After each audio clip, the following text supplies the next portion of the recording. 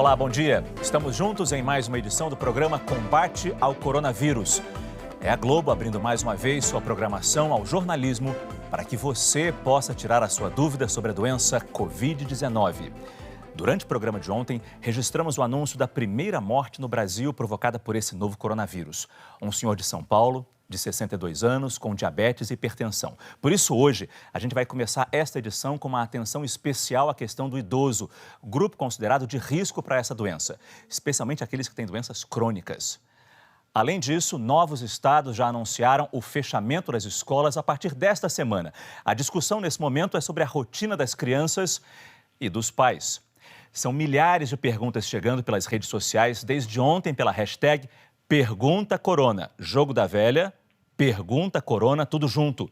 A sua questão, a sua dúvida faz esse programa, norteia as nossas discussões. E quando a gente responde essa sua dúvida com os nossos especialistas, o nosso objetivo é transmitir informação e segurança para a gente enfrentar melhor e juntos esse momento. Hoje, quem está aqui no estúdio com a gente em São Paulo é a médica geriatra, doutora Maísa Cairala, e também a pediatra Ana Escobar. Tudo bom? Bom dia para vocês, muito obrigado pela presença aqui no nosso programa. Bom dia. É um prazer. Muito bom estar aqui. A gente abre a edição de hoje abordando um dos aspectos da epidemia do novo coronavírus. As pessoas com mais idade fazem parte do principal grupo de risco, especialmente quem já tem alguma doença crônica. Foi o caso da primeira vítima fatal confirmada do novo coronavírus aqui no Brasil. A morte do homem de 62 anos foi confirmada ontem aqui em São Paulo. O paciente tinha diabetes e hipertensão. Por isso, os idosos precisam tomar ainda mais cuidado. No Rio de Janeiro e em São Paulo, nossos produtores Daniel Targueta e William Santos percorreram alguns bairros com as maiores concentrações de pessoas mais velhas. Foi ontem. Eles saíram andando pela cidade e viram que muitos brasileiros nessa faixa etária, para mais de 60 anos, estão seguindo corretamente a orientação de ficar em casa. Veja só. Esse aqui é um cruzamento bem famoso na capital paulista. Cruzamento da Rua Albuquerque Lins com a Avenida Higienópolis. Nessas calçadas, em dias normais, é muito comum você encontrar pessoas mais velhas, idosos passeando, caminhando por aqui. Hoje está vazio, ó. Este é o bairro Alto de Pinheiros. Os moradores mais idosos dessa região estão seguindo as orientações aí das autoridades. Estamos no Rio de Janeiro, em Copacabana, zona sul da cidade, na altura do posto 6. E esta praça, que geralmente fica cheia de turistas e de pessoas, moradores que frequentam, hoje está mais vazia. Estamos aqui na Praça do Lido, em Copacabana, na altura do posto 2. E ao contrário dos dias comuns, a praça vazia. Antes ocupada por idosos, por pessoas que gostam de jogar seu buraco, dominó. Pois é, o ministro da Saúde, Luiz Henrique Mandetta, repetiu ontem um recado bem claro e eu diria cristalino sobre os idosos nesse momento. Cuidem dos idosos. Cuidem dos idosos. É hora de filho e filha cuidar de pai, mãe, avó, tia-avó. É preciso ter muito claro que evitar ligar o telefone para perguntar como é que está, mas não levar sistematicamente. Muitas crianças são assintomáticas, elas não desenvolvem nenhuma coriza, não tem uma avó que não coloque um neto no colo e não encha de beijos. Pedir para que elas não os beijem, não os abracem, não dê colo, seria muito duro. Então, conversar, dialogar, procurar proteger. O momento agora é de proteção. Quanto menos idosos nós tivermos com esta gripe, menos pressão nós colocaremos nos leitos de CTI, já que eles, infelizmente, são os que desenvolvem a maior necessidade de cuidado intensivo. E para que menos idosos peguem a doença, tá certo, eles têm que se isolar, mas todos nós também precisamos nos isolar. Como é que a senhora está vendo essa situação nesse momento? A senhora como geriatra, doutora Maísa. Márcio, eu vejo uma situação extremamente grave, é uma situação de preocupação, em que nós precisamos informar e nos preparar, né? Eu entendo que um país preparado, a informação chegando à casa desses idosos da população geral, né, Ana? Isso. A gente possa se informar e combater essa fase. A notícia do Dr. Mandetta foi excelente, a explanação dele ontem, porque ele nos mostrou realmente a realidade. Os idosos precisam ficar em casa, precisa haver a restrição de todos os idosos, e aqui no Brasil, idosos é a partir dos 60 anos, principalmente o grupo que tem 80 anos mais, e os idosos, eles ficam em alguns locais, como instituição, em casa, mas é necessário realmente essa fala do Dr. Mandetta. E quando a gente vê aquelas imagens das ruas, que são dos bairros, das regiões onde há mais idosos, quando a gente vê essas imagens de ruas vazias, é um sinal de que esses idosos estão criando uma consciência, talvez de sobrevivência até, mas falta o resto da população criar isso também. Exatamente, Márcio. Então, a população inteira, nós todos somos responsáveis por nós todos e principalmente pelos nossos idosos. Então, isso que o ministro colocou em relação às crianças, isso é muito importante, porque as crianças podem ser assintomáticas, o que significa elas não têm sintoma nenhum e elas podem disseminar o vírus. Então, mesmo aquele netinho que vai visitar a avó, que fala, mas ele não tem nada, não, a gente tem que, nesse momento, realmente evitar. Temos que proteger nossa população de risco, que são os idosos e as pessoas que têm doenças crônicas. A gente tem que blindar, de fato, essa turma. Com calma, com tranquilidade, com serenidade. Não adianta ter pânico. A gente tem que ter calma, porque o momento é muito sério. Vamos conversar fazer as perguntas mais específicas sobre os idosos, começando pelo Rio de Janeiro, porque a gente tem uma pergunta da dona Nelly e que tem tudo a ver com esse tema aqui. Sou Nelly e tenho 80 anos. Logo, sou uma idosa. Tenho netos que moram comigo, saem todo dia para trabalhar, para estudar. Então, qual seria a primeira atitude que eles deveriam tomar quando chegam em casa? Ana, eu até aproveito para um gancho da tua resposta anterior, que o coronavírus ele está, na maioria das vezes, onde a gente não vê.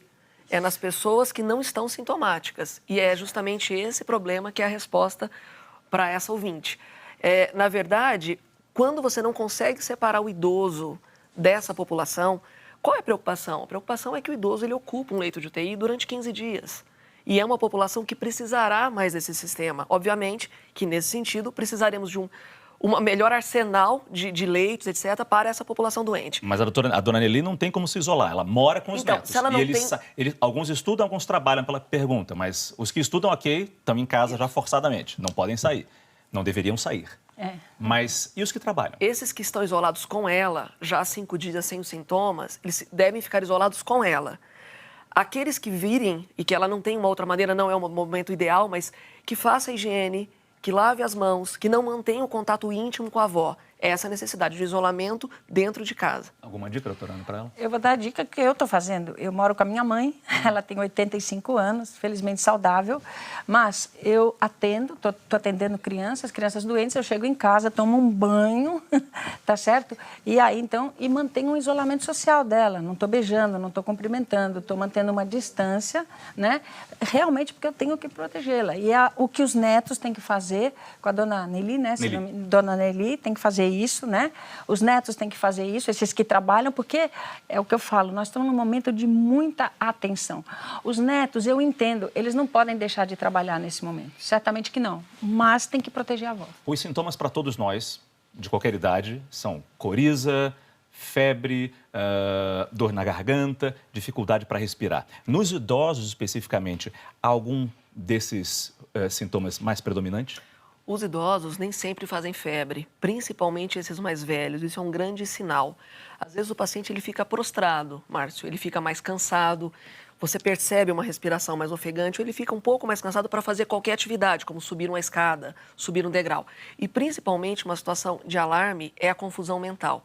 Os idosos eles ficam mais torporosos, mais confusos. Isso é um sinal de alerta. Pode ser qualquer infecção, inclusive nesse momento ser um coronavírus. E aí é nesse momento que se busca ajuda. Se Sim. o sintoma for leve, mesmo com idosos, não se busca ajuda? Mesmo com idosos, se ele tiver um sintoma leve e não tiver necessidade de internação, ele deve ficar em casa com cuidados redobrados e aí sim para também não contaminar outras pessoas. Se ele tiver, a maioria dos idosos com 80 anos e que tiveram, eu estou falando dos estudos de China e Itália, que tiveram o coronavírus, precisaram ser internados. Mas se ele estiver em casa, seja ele qualquer idade a partir dos 60 anos, sem sintomas, ele deve permanecer em casa. E a senhora já falou, durante um prazo de recuperação é de 15 dias no hospital. Mais ou menos. É muito maior do que uma pessoa mais jovem. Assim como todas as outras doenças, Márcio. Na verdade, o coronavírus é mais uma, não é, doutora Ana? Isso. Daquelas em que o idoso tem a maior prevalência, seja para influenza, para pneumonia, para herpes zoster. Essa é só mais uma. E a recuperação dele é mais lenta. Então, a pior é rápida e a recuperação mais lenta. E a recuperação é basicamente na ventilação. Ele vai para uma UTI porque ele precisa de um ventilador, ou seja, de um respirador pela dificuldade de respirar. Então, o coronavírus, nas pessoas mais idosas e nas pessoas mais suscetíveis, ele provoca o quê? Ele provoca uma pneumonia com uma insuficiência respiratória que evolui muito rápido. O que acontece? Na China, eles demoraram um pouco para entubar esses pacientes, ficaram fazendo um tipo de ventilação. E o vírus se espalhou pelo pessoal de saúde. Então, por isso que morreu muita gente. Só para explicar isso, na China, quer dizer, essa história é ótima. A ventilação era mecânica. A ventilação era feita com um aparelhinho manual. Isso, vamos dizer assim.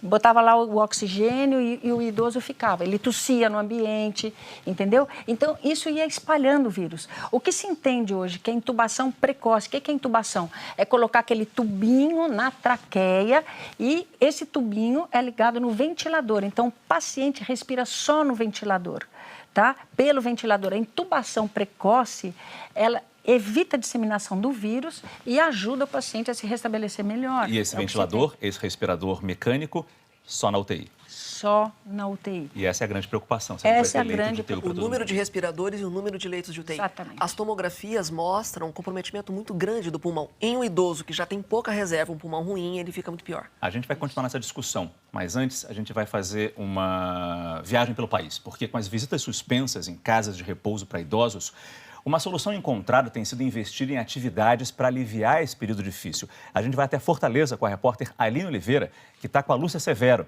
Ela é coordenadora de um dos principais abrigos do Ceará. Aline, bom dia para você.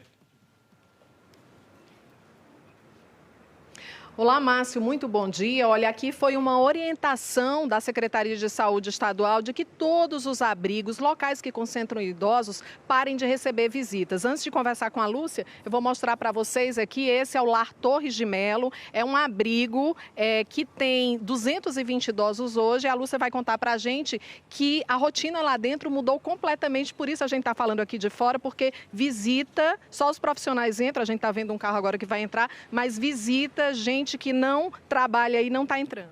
Isso, nós tomamos essas medidas já há mais de uma semana, mesmo antes do secretário divulgar. E assim, a gente pede a todos os visitantes que compreendam que no momento não recebemos visita, cancelamos os eventos externos e internos, fizemos um treinamento com os profissionais que trabalham aqui para, ao entrar na instituição, fazer completamente a higienização das mãos, vão ao vestiário, vestem suas roupas. Ou seja, tem que trocar de roupa quando entra. Tem que trocar de roupa quando entra, higienizar as mãos o tempo todo, usar o equipamento de segurança, como são luvas e máscaras, e o cuidado está redobrado. Os idosos compreenderam muito bem as nossas medidas, entenderam que é para a segurança deles mesmos e a gente está acompanhando. E o que é que vocês estão fazendo, só te interrompendo um pouquinho, Lúcia, para preencher, né, esse vazio que ficou pela suspensão das visitas, aqueles momentos com os parentes, enfim, até com pessoas que eles nem conhecem, mas que vêm aqui, costumavam vir aqui visitar. O que é que vocês estão fazendo? Isso, a gente está reunindo os idosos em grupos pequenos, fazendo algumas oficinas para distraí-los um pouco. Houve já palestras, a gente está com alguns agendamentos para estar sempre explicando para eles o porquê das medidas. E a resposta deles está sendo muito positiva, graças a Deus. Estão entendendo bem? Estão entendendo bem. Então, eu digo assim para a população, os idosos do Lar Torres de Melo não estão isolados. Eles estão em quarentena para a segurança dos mesmos. Gente, compreendam, por favor, esse momento. É muito importante. Eu tenho um público aqui de 220 idosos, onde 100 deles são totalmente acamados. É uma população muito vulnerável a qualquer infecção e é preciso que a população tome consciência. E o que vale aqui vale para todos. O que vale aqui vale para todos. Isso não é uma gripe comum, gente. Ok, muito obrigada, Lúcia. Boa sorte aí nas ações de prevenção. É isso, Márcio. Só para complementar, a Prefeitura hoje anunciou que vai vacinar os idosos, né, com a vacina contra a gripe H1N1 em casa para evitar que eles saiam e fiquem expostos também ao coronavírus. Márcio. Aline, que mensagens importantes. Muito obrigado pela participação de você, o pessoal da TV Verdes Mares aí, agradeço a todo mundo por mim. Doutora Maísa, a preocupação é incrível porque se entra um vírus desse num asilo, num local de abrigo para idosos, é que nem pólvora. A taxa de mortalidade é alta, obviamente me baseando nos estudos dos países que já tiveram, né, a epidemia um pouco antes da gente, é praticamente de 100%. E a transmissão é facílima. O coronavírus, ele propaga mais ou menos de 1 para 3, então é uma progressão geométrica muito rápida. E tem o fato, Márcio, muito importante, dele ficar muito tempo nas superfícies, né? Ser transmitido por gotículas, por fezes e também ficar na superfície. Imagine você que você está num residencial, você passa a mão numa clínica dessas, em que abriga os idosos, e você põe a mão numa escada, o idoso põe a mão na escada 6 horas após. Então, parabéns à equipe de Fortaleza, é exatamente isso que precisa ser feito. É uma situação necessária, é uma situação que o Brasil entenda agora, neste momento, que a gente preserve os idosos.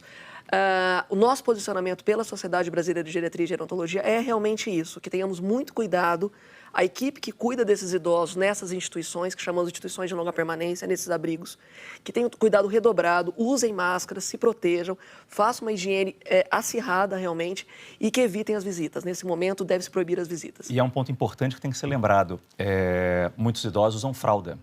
E nas fezes há vírus. Nas fezes há vírus. O novo coronavírus também se encontra nas fezes. Há artigos demonstrando exatamente isso. Ele se encontra nas fezes. E o que acontece? Quando se manipula a fezes dos idosos, seja que para tirar a fralda, jogar, pode haver ali a contaminação. E de também crianças. Nas crianças, é isso que eu ia falar. Nas crianças, a mesma coisa. A gente sabe que, por exemplo, alguns vírus fazem uma suspensão de vírus quando a gente abre a fralda. E esses vírus podem entrar pela via respiratória. Então, tem que ter muito cuidado. Isso só reforça, então, o treinamento que essas equipes que trabalham com asilos, especificamente porque a gente está falando de idosos, em asilos, abrigos, instituições de longa permanência, como disse a doutora Maísa, em hospitais, para não se contaminarem ao tratar dessas pessoas. Exatamente. Os cuidadores, né? Mas eles têm que ter realmente muito cuidado e têm que ter toda a orientação na hora que eles forem lidar com os idosos. Sempre higiene pessoal antes, após a troca. Antes porque você pode estar trazendo o vírus e após porque você se contaminou. Lembrando que, nos casos da China, a maioria dos profissionais de saúde de enfermagem foram contaminados pelas fezes. E também vale lembrar que de 3% a 29% dos profissionais de saúde hoje são infectados pelo coronavírus. É isso. Se a gente já tem pouco leito de UTI, perder médico e enfermeira, imagina só. Por isso, Márcio, a necessidade da máscara ser poupada um pouco para os profissionais, para que a gente possa atender todo mundo. Vamos falar de máscara ainda nesta edição do programa, como falamos ontem e vamos continuar falando sempre. E como falamos também aqui do cuidado que essas equipes de medicina precisam ter, pela preocupação que nós temos para essas pessoas que estão na linha de frente do combate a essa doença. Tem o nosso respeito e tem aqui também o nosso cuidado. Agora, a gente tem uma outra pergunta que vem lá de Florianópolis, é do seu Adilson. Ele tem 79 anos. Veja a pergunta dele. Quem já contraiu coronavírus fica forte ou poderá contrair de novo? É o famoso pegar a doença 2 vezes. Pode, né? Esse que é o grande problema. Existem já alguns... Tem uma discussão boa aí, Tem uma discussão boa, mas existem casos já relatados de pessoas que pegaram mais de uma vez. Então, isso está em estudo. A gente não pode afirmar que sim, mas também não pode afirmar que não. Porque algumas pessoas falaram que podia ser um problema no teste, na testagem. Quer dizer, ele fez um segundo teste, deu negativo, mas na verdade é porque o vírus estava meio desligado ali. Isso meio é super importante, né? É super importante. Só para... Desculpa. Sobre você pegar de novo, vale a pena falar para o senhor que é como a gripe, que há uma mutação desse vírus. O vírus ele não é o mesmo sempre. Inclusive, o motivo pelo qual hoje ele trafega entre os humanos. Tá? Então, provavelmente sim, numa próxima epidemia, quando talvez podemos ter essa vacina, ela deve ser sempre reformulada, baseada no vírus atual. Então, provavelmente, com a mutação, poderá ter outras infecções. Bom, com todo mundo dentro de casa e as crianças sem aulas, as famílias estão tendo que mudar a rotina. Não são férias, não pode passear, não pode ir para lugar onde tenha aglomeração de pessoas. E é preciso evitar o contato com os idosos que correm mais risco nesta pandemia, como a gente tem falado aqui. A repórter Michele Barros mostra que o jeito é inventar distrações para as crianças e reforçar a higiene. Muita água e sabão e também álcool gel. O Benjamin, de 4 anos, e a Elisa, de 3, estão sem aulas desde segunda-feira, aprendendo novos hábitos. Quem ajuda na higiene é o avô. E lavar bem as mãos, né? Então não dá para ir lá rapidinho, né? E eles estão absorvendo bem. É para pôr a mão, para não ficar dodói. A mãe deles se desdobra com os dois em casa o tempo inteiro, enquanto o marido trabalha. E olha que esse avô é jovem, não tem nem 50 anos. Quem corre mais risco com a nova doença é o bisavô dos meninos. Meu avô vai fazer 88 anos, ele mora aqui na cidade, então geralmente de domingo a gente costuma ir para casa dele, só que a gente está evitando. Já faz uns 2 domingos que a gente não vai, pelo menos eu, com as crianças, para a gente evitar esse contato de criança e idoso. Na casa da dona Irene, nada de beijos e abraços dos netos. A Verônica planejou as férias para ficar junto da mãe, que se recupera de uma cirurgia planejada. E ela conhece bem a mãe que tem. Ela confiscou meu carro, né? Ela falou, mãe, eu sei que você vai entrar no carro e vai para shopping. Então ela está com o meu carro, está dirigindo esses 15 dias, justamente para eu não sair. A Verônica está fazendo de tudo para sair o menos possível de casa, mas quando ela precisa, sai, vai no mercado, por exemplo, pega as coisas, ela entra no carro e repete mais ou menos o que ela vai fazer aqui pra gente. É isso, né? Passando álcool em gel em tudo, absolutamente tudo, até na chave do carro. Passo no volante. Eu faço do jeito que eu acho que vai contaminar um pouquinho menos. A outra filha, mãe da netinha menor, continua trabalhando fora todo dia. Quando chega para buscar a Catarina, é direto pro toalete para lavar a mão. Isso, tem que higienizar, né, para não transmitir nada pro bebê, né? Os cuidados todos têm que tomar. E haja criatividade para manter as crianças ocupadas em casa. A gente vai agora para o Rio de Janeiro. A repórter Lívia Torres tem algumas sugestões para a gente entreter as crianças nesses dias, Lívia? Bom dia para você. Oi, Márcio, bom dia para você, bom dia para todo mundo. Olha, vamos dar várias sugestões aqui. Só vou situar, a gente está em Botafogo, zona sul do Rio de Janeiro, no pé de uma comunidade da Santa Marta, comunidade Santa Marta, numa pracinha que geralmente é bem cheia, que agora, como a gente pode ver, está vazia. Para dar algumas dicas, falar um pouco melhor sobre isso, eu estou aqui com a Thalita. Thalita é psicóloga. Thalita, bom dia. Como é que a gente pode trabalhar com a ansiedade dessas crianças que não estavam habituadas a ficar em casa e agora têm que ficar lá dentro? Bom dia, Lívia. Bom dia, Márcio. Bom dia a todos. A situação das crianças é muito delicada, porque a mudança foi repentina para elas. Em um momento elas estavam na escola e na segunda-feira, toda essa notícia que passa todo dia, uma informação nova, ela precisa realmente se sentir reassegurada, ouvida, acolhida. A principal necessidade agora é criar uma estrutura de segurança para a criança. Ela precisa confiar que tudo está sendo cuidado para ela. Como que a gente pode fazer isso? A maneira como a gente fala sobre o coronavírus tem que ser uma linguagem clara, acessível, adequada à idade dela, principalmente usando modelos práticos para ela possa entender essa situação. E o mais importante é aproveitar essa oportunidade para ensinar valores de responsabilidade coletiva, porque a criança tem um papel fundamental nesse momento. É adaptar a criança a essa nova rotina. A Joana é pedagoga. Joana, bom dia para você. Como entreter essas crianças que agora estão dentro de casa? O que você sugere? Bom dia, Lívia. Bom dia, Márcio. Bom dia a todos. A gente está num momento difícil para as famílias também. Todo mundo tem que se adaptar a essa nova rotina.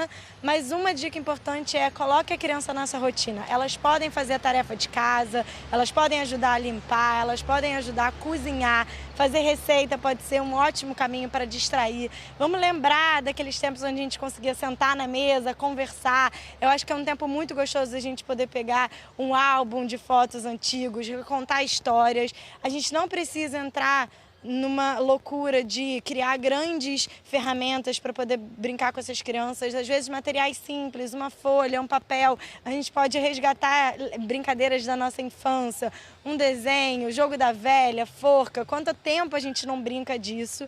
Acho que é importante a gente lembrar que pode ser simples, né? Não precisa ser nada megalomaníaco para a gente poder entreter essas crianças e ter cuidado com a tecnologia. Ela pode ser um aliado, mas a gente tem que ter cuidado também para não virar refém dela. Obrigada, agradecer então a Thalita e a Joana pelas dicas valorosas. Dá para se divertir e dá para se divertir com pouco, né, Márcio? Sem dúvida nenhuma. Lívia, muito obrigado pela sua participação aqui no nosso combate ao coronavírus. Até a próxima. Agora, voltar aqui com as nossas especialistas. Doutora Ana, só para deixar bem claro, criança não está em grupo de risco. Não. Criança pode até pegar a doença, mas ela não, os números que nós temos não mostram mortes em crianças. Exatamente, isso é muito importante, né? Graças a Deus e felizmente as crianças estão sendo poupadas, ou seja, todos os casos que houve em crianças foram casos que evoluíram de forma leve ou mesmo assintomática, sem sintomas. Então as crianças realmente estão passando por essa epidemia de uma maneira bem tranquila. Só para deixar claro, a Organização Mundial da Saúde falou anteontem, o diretor-geral disse que houve uma morte de uma criança. Sim. Mas ele não deu detalhes disso, não deu detalhes se essa criança estava doente, se havia uma doença crônica nessa criança. Exato. Por isso que nesse ponto, entre as crianças, a gente não tem que ter preocupação. Agora, uma pergunta que chegou ontem, eu não consegui fazer, mas faço aqui agora. É uma mulher grávida que está morrendo de medo, eu não lembro o nome dela agora. Sim. Não vou lembrar. Tudo bem. Morrendo de medo de pegar a doença, porque ela teme que o vírus passe para o feto. Isso pode acontecer?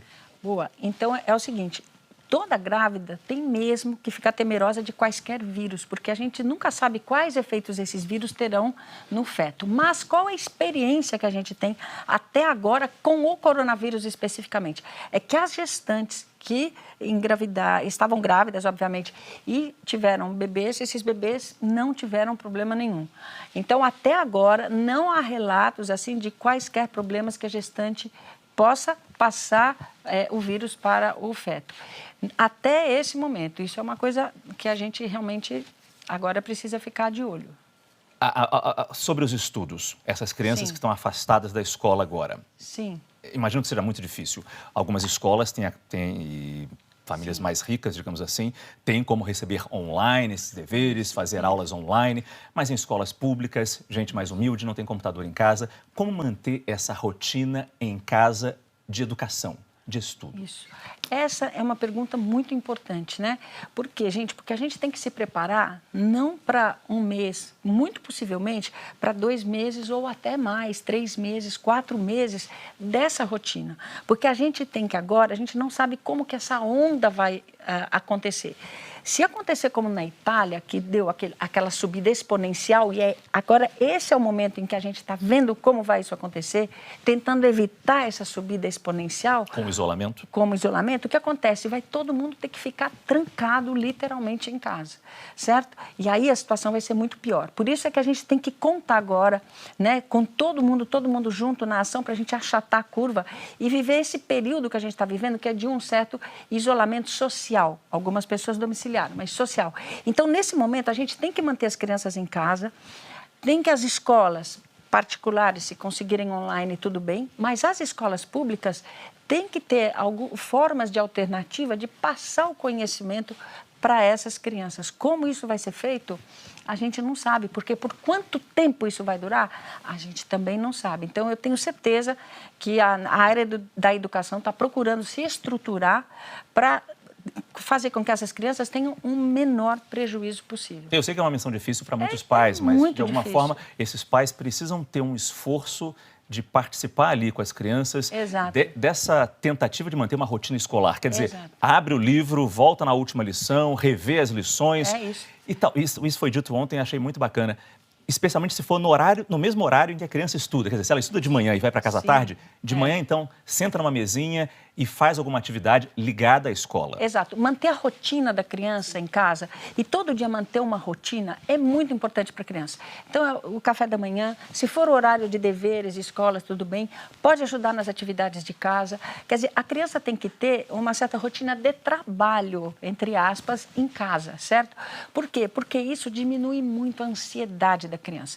E a gente tem que entender que não é porque a criança ela é menos ansiosa, não. As nossas crianças estão muito preocupadas. Por quê? Porque elas estão ouvindo que tem um vírus, esse vírus mata, e elas estão com medo de pegar o vírus também. Mata os avós. Mata os avós, elas estão com muito medo. Então, o que os pais têm que fazer? Tem que sentar, conversar com as crianças, explicar o que é o coronavírus. Olha, é um vírus, é um bichinho que dá uma doença, a gente tem que ter cuidado com os avós, enfim. Os pais têm que cuidar das crianças. E isso da rotina diária, todo dia fazer a mesma coisa, é o que melhor funciona para a cabecinha das crianças. E como a própria Lívia falou ali, dependendo da idade, como explicar a doença, para os mais velhos, talvez, eu tenho um de 16 e uma de 12, eles já entendem que isso aqui é um aprendizado para a vida. Sim. Já entendem que isso aqui que está acontecendo pode se repetir no futuro e tirar disso lições. Exatamente. Exatamente. Na verdade, já se repetiu, né, Márcio? Tivemos algumas outras epidemias no mundo. É que é a primeira deles. No século XX, vale a pena dizer assim, que 80%, esclarecer isso para o público, 80% dos casos é a forma leve. 16% precisam de internação, 14%. E 6% de UTI. Dentre esses que precisam de UTI, a grande maioria é idosos. Mas, doutora Ana, esses 80% que estão acometidas as crianças são aquelas crianças que veiculam o vírus, são vetores assintomáticos. A gente não sabe que elas estão doentes. Bem, não sabe, exatamente isso. Então, é essa proteção que a gente tem que ter, é o isolamento social. Pois criança não ficar brincando com criança.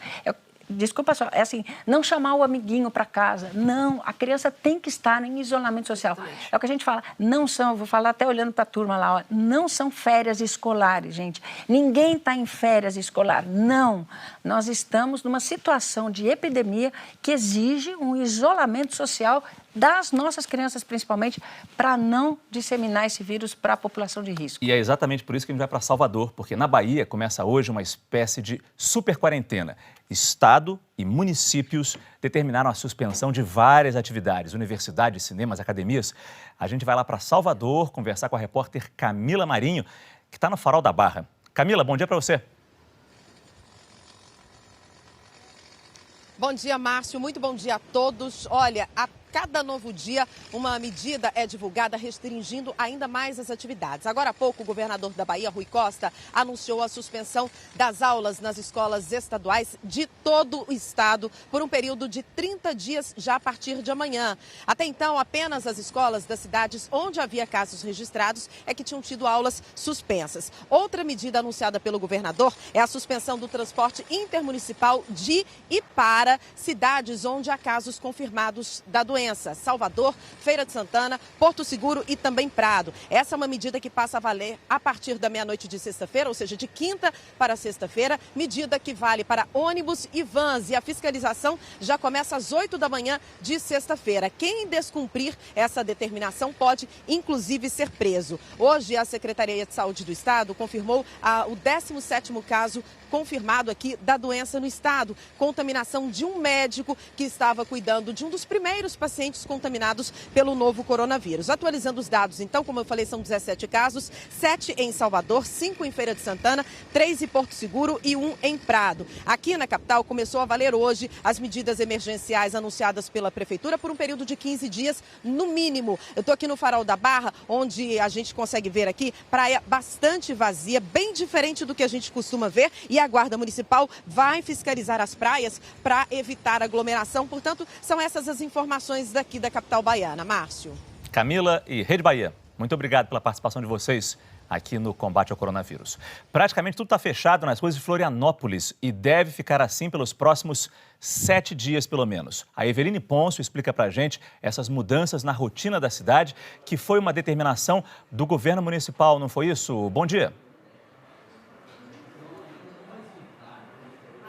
Oi, Márcio, bom dia para você, bom dia para todo mundo que nos acompanha. Isso sim, o governo do estado de Santa Catarina anunciou ontem medidas drásticas para tentar conter aí, então, o coronavírus em todo o estado.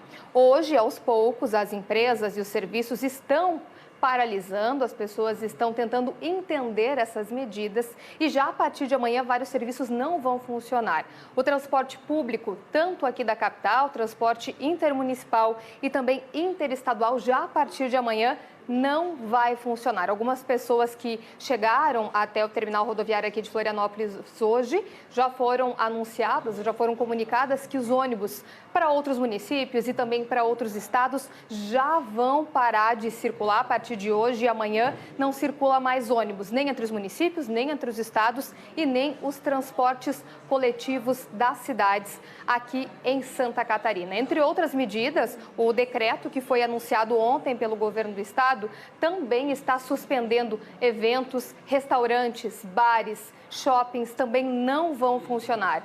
Muitas cidades já tinham suspendido as aulas nas redes municipais e a partir de amanhã as escolas estaduais também vão ficar fechadas, ou seja, vários serviços aí que ao longo dessa quarta-feira vão paralisando as atividades e amanhã, quinta, já não vão mais funcionar. Basicamente, postos de saúde, farmácias, hospitais, postos de combustíveis. Só o que for serviço básico e fundamental vai continuar atuando aqui em Santa Catarina. Até agora a gente tem 7 casos confirmados, mas o governo já disse, Márcio, que esse número pode aumentar muito aí nos próximos dias e próximas semanas. E um desses casos já foi confirmado, que é uma contaminação comunitária, ou seja, de uma pessoa que não viajou, que não saiu do estado e que foi diagnosticada, então, com coronavírus. Ou seja, são drásticas as medidas mais importantes para este momento que a gente está vivendo, né? E o que é importante também, Eveline, é essa concertação, essa organização, essa combinação de esforços entre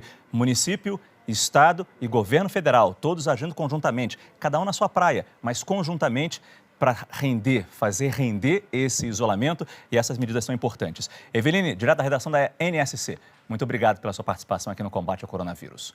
E como o Bom Dia Brasil noticiou há pouco, mais um integrante do governo federal que viajou com o presidente Jair Bolsonaro para os Estados Unidos está com coronavírus. Agora é o ministro Augusto Heleno. As informações ao vivo de Brasília com Fabiano Andrade. Fabiano, bom dia para você. Bom dia para você também, Márcio. Bom dia para todo mundo que nos assiste. O ministro tinha feito um exame na semana passada que deu negativo, fez um outro exame ontem e agora de manhã ele confirmou em uma rede social que o exame deu positivo para o coronavírus. Logo depois, houve uma confirmação por parte da Presidência da República que, de fato, o general Augusto Heleno está com coronavírus. Ele fez parte da comitiva presidencial que foi aos Estados Unidos e voltou na semana passada. Somando o ministro com outros integrantes da comitiva e pessoas que tiveram contato com o presidente da República, Jair Bolsonaro, foram ao todo 16 que testaram positivo para o coronavírus. O próprio presidente da República fez ontem também um exame e o resultado deu negativo. Quanto ao ministro general Augusto Heleno, ele aguarda uma contraprova, um exame da Fiocruz. Ele tem 72 anos de idade, na avaliação de especialistas está dentro de um grupo de risco, mas o ministro disse que não tem nenhum sintoma e está em isolamento em casa também. A presidência da República, a gente aguarda para saber se, por causa dessa confirmação do general Augusto Heleno, se haverá alguma mudança no procedimento, na rotina dentro do Palácio do Planalto. O ministro ontem teve 3 reuniões com o presidente da República, 2 delas com outros ministros e uma reunião particular sozinho com o presidente. Então a gente aguarda para saber se o Palácio do Planalto vai ou não fazer um novo exame com o presidente da República, já que ele esteve próximo ao general Augusto Heleno, que confirmou que deu positivo para o coronavírus. Márcio. Fabiano, muito obrigado. Augusto Heleno tem 72 anos, como bem disse o Fabiano.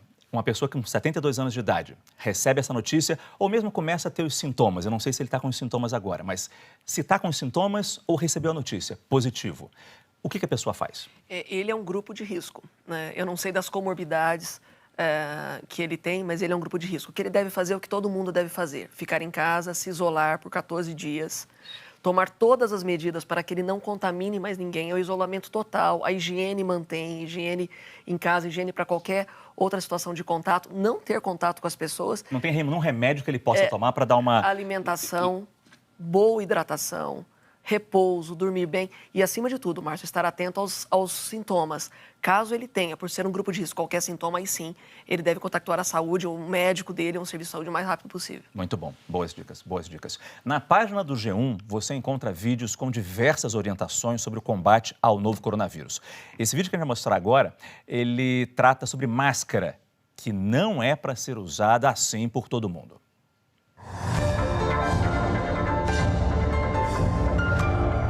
Hoje a gente vai conversar com vocês a respeito do uso da máscara.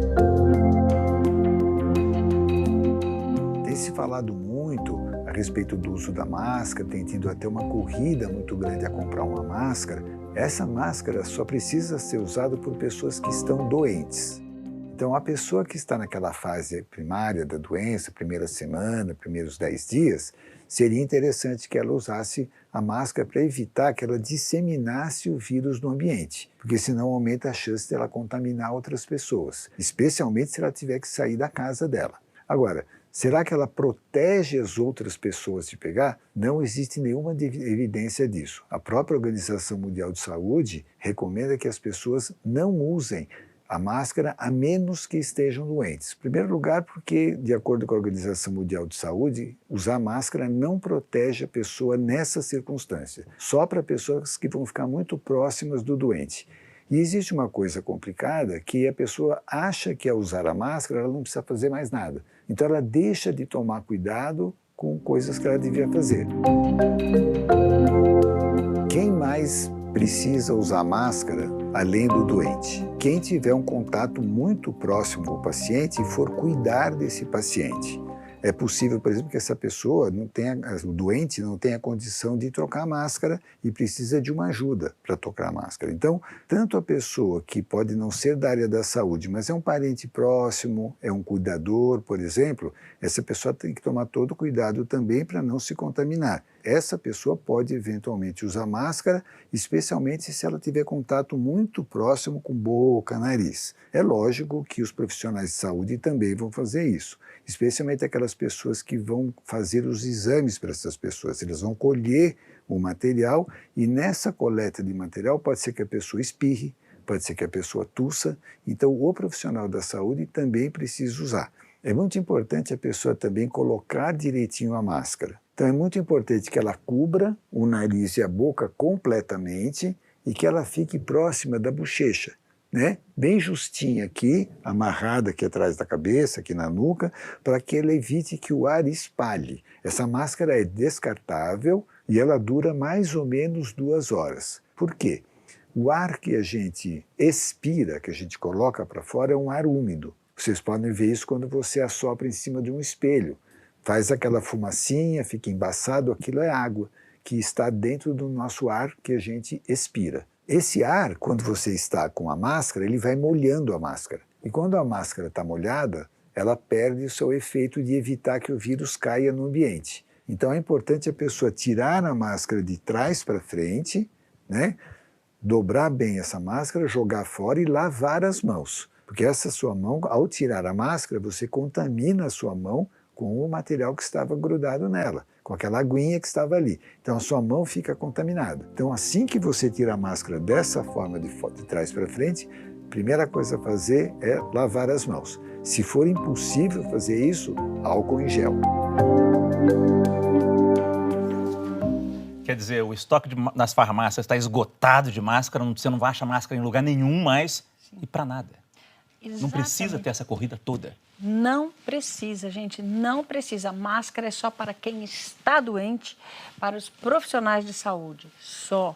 E quem está manuseando, claro, os cuidadores dos idosos também devem, quando forem manipular, por exemplo, as fraldas, ou secreções, ou cuidar, né, dar banho, essas coisas. Fora isso, gente, pessoas saudáveis, não adianta usar máscara. Conta aqui uma história particular. Eu morei 5 anos no Japão e lá eu descobri que usar máscara faz parte da etiqueta respiratória de quem está doente. Você vai no metrô, você vê um monte de gente de máscara. São pessoas gripadas. E isso começa de criança. Criancinha gripada, bota uma máscara. E fica na escola gripada com máscara. Ah, ela tira a máscara. Não tira. Não tira. Quer dizer, a gente tem que aprender isso também. Exatamente. Não, exatamente. E a pessoa que está cuidando do paciente, seja ele fisioterapeuta, seja ele fonoaudiólogo, seja ele qualquer profissional de saúde ou os cuidadores, ele deve proteger porque é um grupo de risco, mas se ele estiver, o idoso estiver doente, qualquer sintoma, não pode tirar máscara, né, doutora Ana? É uma situação de risco, realmente. Não. Vamos aqui para a nossa rede social, porque de ontem para hoje nós recebemos mais de 6 mil perguntas sobre o novo coronavírus. É um número espetacular. A gente não consegue fazer todas, mas receber essas perguntas norteia o nosso debate aqui. São essas perguntas que me alimentam de dúvidas para tirar com as nossas entrevistadas. Começando aqui com a Flaviane. Minha mãe tem 65 anos e enfisema pulmonar. Ela ainda trabalha como manicure. Nesse caso, qual a melhor orientação? Importante. Flaviane, a tua mãe, ela tem 65 anos, a idade é o maior fator de risco, não são as comorbidades, pelos estudos que a gente tem visto. A idade é um grande fator de risco e ela tem enfisema pulmonar. As doenças pulmonares, os estudos que nós vimos nos outros países, pioraram o acometimento desses idosos. Então, por ela ser uma paciente, uma pessoa que comunica-se muito com muita gente e tal, o ideal seria ela parar de trabalhar, é o isolamento para ela. Pois é, mas olha a pergunta do Diego agora. Minha mãe está no grupo de risco, porém seu trabalho não suspendeu suas atividades. O que fazer? tomar o máximo de cuidado possível, Márcio. Usar, se possível, evitar higiene. A mesma história, não existe grandes milagres. Ela tem que se preservar, exacerbar os cuidados com as mãos e com os olhos. Importante, né, doutora Ana, não colocar a mão no olho e na boca, porque a gente se esquece disso. Pergunta do Thiago. Ir ao supermercado, mesmo que apenas uma vez por semana, é um risco muito grande para o idoso? Nesse momento, sim. Nesse momento, o idoso não deve ir ao supermercado, gente. O idoso tem que ficar em casa, nesse momento. Inclusive, tem grupos ajudando os idosos. Exato. Não vá ao supermercado. Realmente, o recado é esse. Não vá, fique em casa. É nessa hora que os vizinhos podem se ajudar. Exatamente. Uma pessoa idosa no prédio, bate lá na porta, quer alguma coisa do mercado. Ou pedir para entregar em casa, o delivery. Ou pedir para entregar em casa, porque às vezes o delivery está demorando muito tempo para entregar. Matheus, minha avó tem 90 anos e sofreu um AVC necessitando do auxílio de uma cuidadora e de um fisioterapeuta. Como proceder nessas situações? Devo suspender a fisioterapeuta? Ela e a cuidadora devem usar máscaras? Quer dizer, são duas pessoas cuidando daquela senhora ali. Como é que faz? Essa senhora, me permite? Por favor. Essa senhora, ela necessita de cuidados. Então, às vezes, suspender o cuidado é muito pior para a saúde dela. Então, as cuidadoras têm que ter todo o cuidado. Nesse caso, as cuidadoras podem usar máscara para não contaminar essa senhora em hipótese alguma. E, claro, se as cuidadoras tiverem qualquer sinal de doença, que não vão, né, trabalhar. Isso é super importante. Qualquer sinal de doença, os cuidadores precisam comunicar para que não vão ao trabalho. Eles não podem realmente submeter esse idoso ao risco. Essa comunicação é fundamental. A gente volta dentro de alguns instantes com novas informações importantes sobre o combate ao novo coronavírus. Espera aí.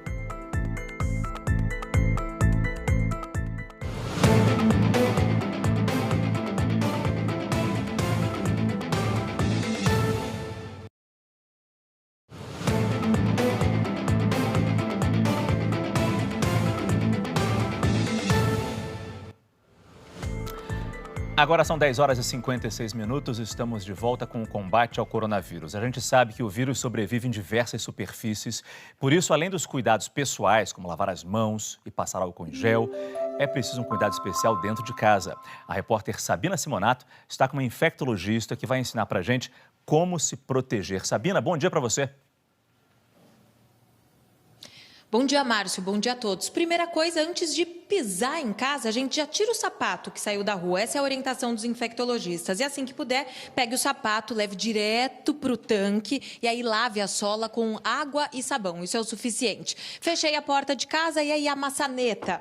Bom, deixa um álcool comum, aquele de supermercado, aqui, olha, pertinho, que você limpa e aí já deixa tudo muito limpo pro próximo que entrar na casa. E vá direto para o banheiro.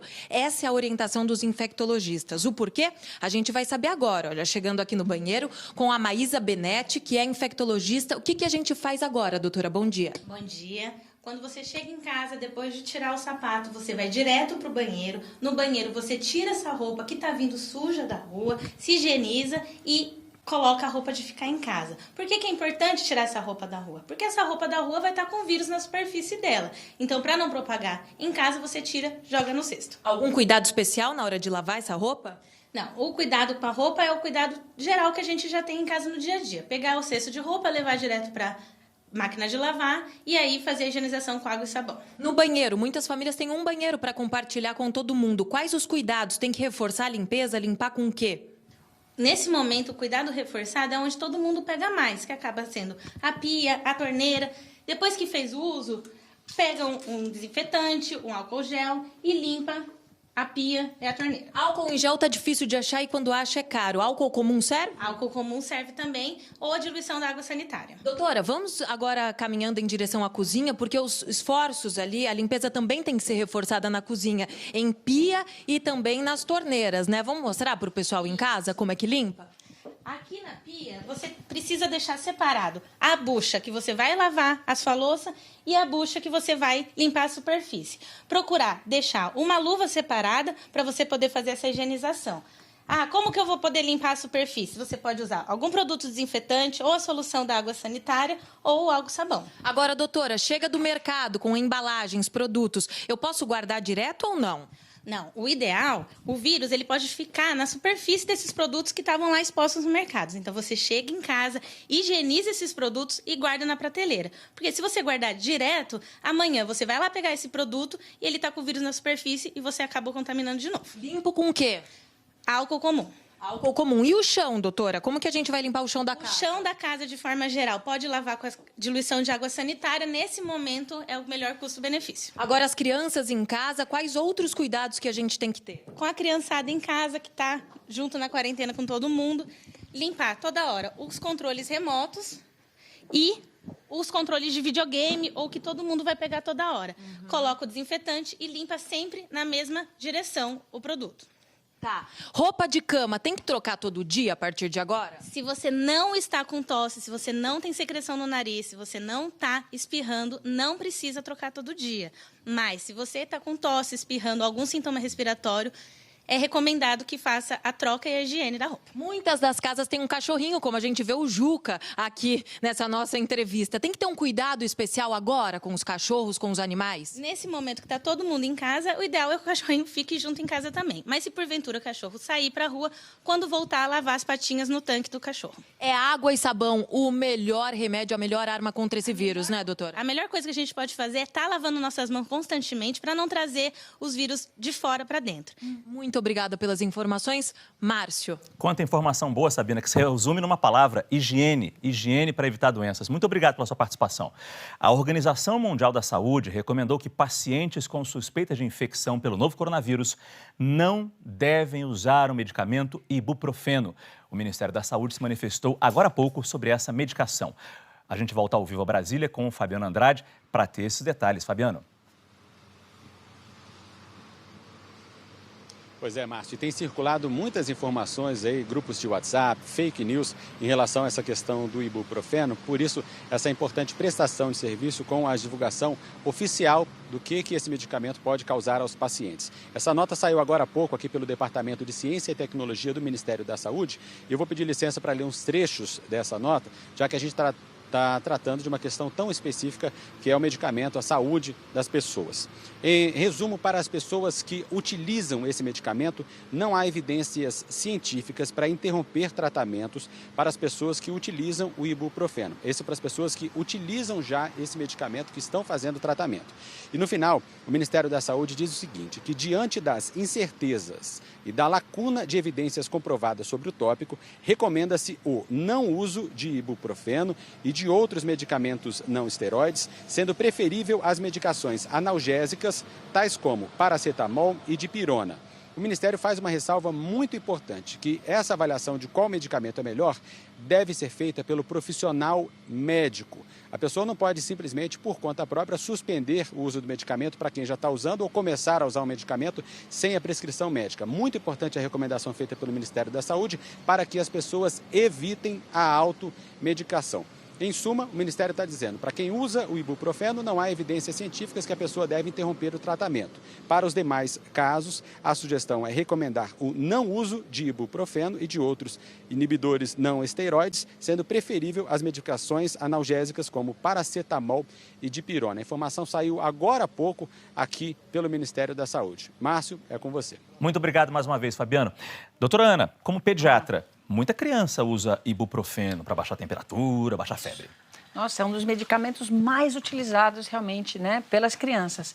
E o que a gente recomenda agora é seguir exatamente essa recomendação. Nesse momento, evitar o ibuprofeno. Então, se a criança está, por exemplo, com sinais de gripe, sinais de resfriado, nariz começou a escorrer, evitem o ibuprofeno. Está com febrinha, paracetamol, dipirona. E o uso do corticoide também, para o uso dos sintomas do coronavírus. Não deve-se usar corticoide, também é comprovado hoje. Por quê? Porque também mostrou-se um pior desfecho, uma pior conclusão dos casos quando se usou corticoide ou ibuprofeno. Olha só. E também alguns medicamentos, isso é importante a gente falar, né? Que também foi nesse trabalho para hipertensão arterial e para diabetes. Mas isso é importante a gente dizer, esses medicamentos não devem ser suspensos. Quem utiliza medicamentos para pressão arterial, para controle da diabetes. E mesmo nessa nota do Ministério, ibuprofeno de uso crônico, tudo que é de uso crônico, a gente deve manter. Essas duas medicações são muito usadas, são 2 grupos de antihipertensivos muito usados pelos idosos e não devem ser parados, né? Não deve ser descontinuado. E também vale a pena, Márcio, dizer que não adianta o excesso de vitamina D, o excesso de vitamina Z. Na verdade, a gente não tem milagres. Tá? Exato. Por isso que a gente repete o que disse o próprio Fabiano. Pergunte ao seu médico, converse com o seu médico. Em cima dessa informação, tire a dúvida com o seu médico. Nada de tomar decisões da própria cabeça. Uma outra novidade sobre o tratamento da Covid-19, a doença do novo coronavírus. Os especialistas do Comitê de Contingência do Coronavírus aqui de São Paulo, eles acreditam que o período de incubação do vírus é menor do que se imaginava. Por esse motivo, o presidente do comitê, o infectologista Davi Wipp, vai pedir ao Ministério da Saúde a redução do tempo de quarentena, de 14 para 10 dias. Tem um aprendizado novo. O que nós imaginávamos que o período de incubação ia até 14 dias, nós estamos vendo que o período de incubação é mais curto. Então, a média é de 3 a 8 dias. Nós vamos sugerir hoje ao Ministério da Saúde que, inclusive, mude o critério de tempo da quarentena, que diminua de 14 para 10. Hoje tem conhecimentos muito claros que a transmissão não se faz só por gotícula.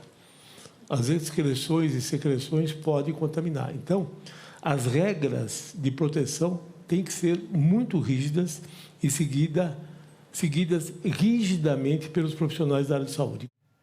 Doutora Maísa, a senhora vê algum risco nessa redução da quarentena de 14 para 10 dias? Já está comprovado essa redução do período de incubação do novo coronavírus? Parece que sim. Há uma tendência em achar que ele tem um menor período de incubação, mas isso ainda não foi comprovado pelos estudos. Acho que o professor Davi Wipp tem toda a seriedade e competência para dizer isso. Mas realmente ainda não tem. Os grandes estudos mundiais ainda não comprovaram totalmente essa verdade. Não, claro, não quis fazer a pergunta para duvidar da competência do Davi Wipp, mas é porque a gente está no meio de uma epidemia, então a gente está, o famoso trocar o pneu com o carro em movimento. Perguntas que eu faço para você aqui hoje e vocês me dizem sim, amanhã pode ser não. Exatamente. Hoje à tarde mesmo. Talvez hoje à tarde. É muito rápida. A mesma coisa, o ibuprofeno foi exatamente isso que aconteceu. Pode usar? Não pode mais usar. E agora não podemos usar. Na questão dos idosos, a gente fala do grupo de risco de pessoas idosas, mas a gente poderia colocar que a partir dos 70 anos esse risco é maior. A partir dos 70 anos há um perigo maior, digamos, para essas pessoas de contraírem o coronavírus? Sim, isso tudo porque... Posso falar, claro. Falando dos idosos aqui? Mas é que, né, o sistema imunológico, com o aumentar da idade, ele vai ficando mais fragilizado. Então, o que os casos da China demonstraram foi que pessoas com mais de 70 e mais de 80, nessas pessoas o risco vai efetivamente aumentando. O risco, ele começa, né, doutora Ana, com 60 anos em 3,4% de morte, chegando a 14% com 80 anos. Justamente por isso que a doutora Ana disse, porque você vai perdendo ao longo do tempo a capacidade imunológica de resposta. O quanto que teu organismo é capaz de responder contra um vírus, contra uma bactéria. Quando a gente fala da vacinação da gripe, e vamos focar um pouco nessas pessoas com mais de 70 anos de idade, fundamental que elas tomem, fundamental essa antecipação da vacina. Fundamental, gente. Vou de novo falar para vocês. Fundamental todo mundo se vacinar contra a gripe. Todas as pessoas, né? A campanha de vacina deve começar já semana que vem, né? Se não me engano. Dia 23? Dia 23, exatamente. E todo mundo acima de 6 meses deve se vacinar contra a gripe. Por que a vacina da gripe protege contra o coronavírus? Não é isso. Mas protege dos outros vírus que podem dar gripe e que eles vão aumentar a sua incidência agora, nesses meses de outono e inverno. E aí, se a gente pegar uma gripe, por exemplo, a influenza, nosso sistema imunológico se enfraquece, porque ele tem que se defender contra o vírus da influenza. O que acontece? Se você pega um coronavírus, você pode ter um quadro mais grave. Então, a gente tem que se defender dos outros vírus com a vacina da gripe para realmente nosso sistema imunológico estar preparado para o coronavírus quando ele chegar, porque eu acho que ele vai chegar. É importante. Né? Para as crianças, isso é muito solidificado, né? Todo mundo conhece, mas os idosos também têm uma carteira de vacinação. Nós precisamos estimular isso. Nós temos, através da nossa sociedade, da Sociedade Brasileira de Imunização, um esquema para vacina. E não, eu diria mais, doutora Ana, se a senhora me permite, não só a gripe, mas a pneumonia, que inclusive está na rede pública. É preciso que os idosos tenham a sua carteira de vacinação atualizada, para que em vigência de uma epidemia como nós estamos vivendo, nós não tenhamos o acréscimo de outras doenças. Exato. Na verdade, na epidemia passado, 2019, 70% dos casos de gripe no Brasil foram idosos. E, mais uma vez, obviamente, que isso deve se repetir. Nós teremos duas doenças, coronavírus e gripe. E a importância da carteira de vacinação é como aconteceu com a vacina do sarampo. Um monte de gente esqueceu-se. Eu já tomei, vou perguntar para minha mãe está viajando, ela já morreu. E não sabia se tinha tomado a vacina de sarampo. É isso. Quer dizer, se você tivesse uma carteira de vacinação, como tem uma carteira de trabalho, uma carteira de identidade, com seu histórico vacinal, seria maravilhoso. Mas como a febre amarela. Como a febre amarela. Exatamente. É evitável. É isso aí. A gente fala agora sobre o esforço internacional de centenas de cientistas em busca de um tratamento para a Covid-19. O Felipe Santana tem as informações ao vivo de Nova York. Mais uma vez ele participa com a gente. Felipe, bom dia para você. Eu fico até feliz que você está fazendo home office, trabalhando de casa, porque todo dia vai participar do nosso combate ao coronavírus. Felipe, estou brincando, não estou feliz não. Claro que estou preocupado com você, mas que bom que você está com a gente.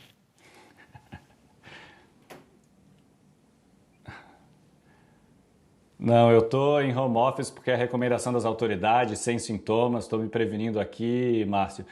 Bom dia para você, bom dia para todo mundo aí no estúdio, bom dia para todo mundo em casa.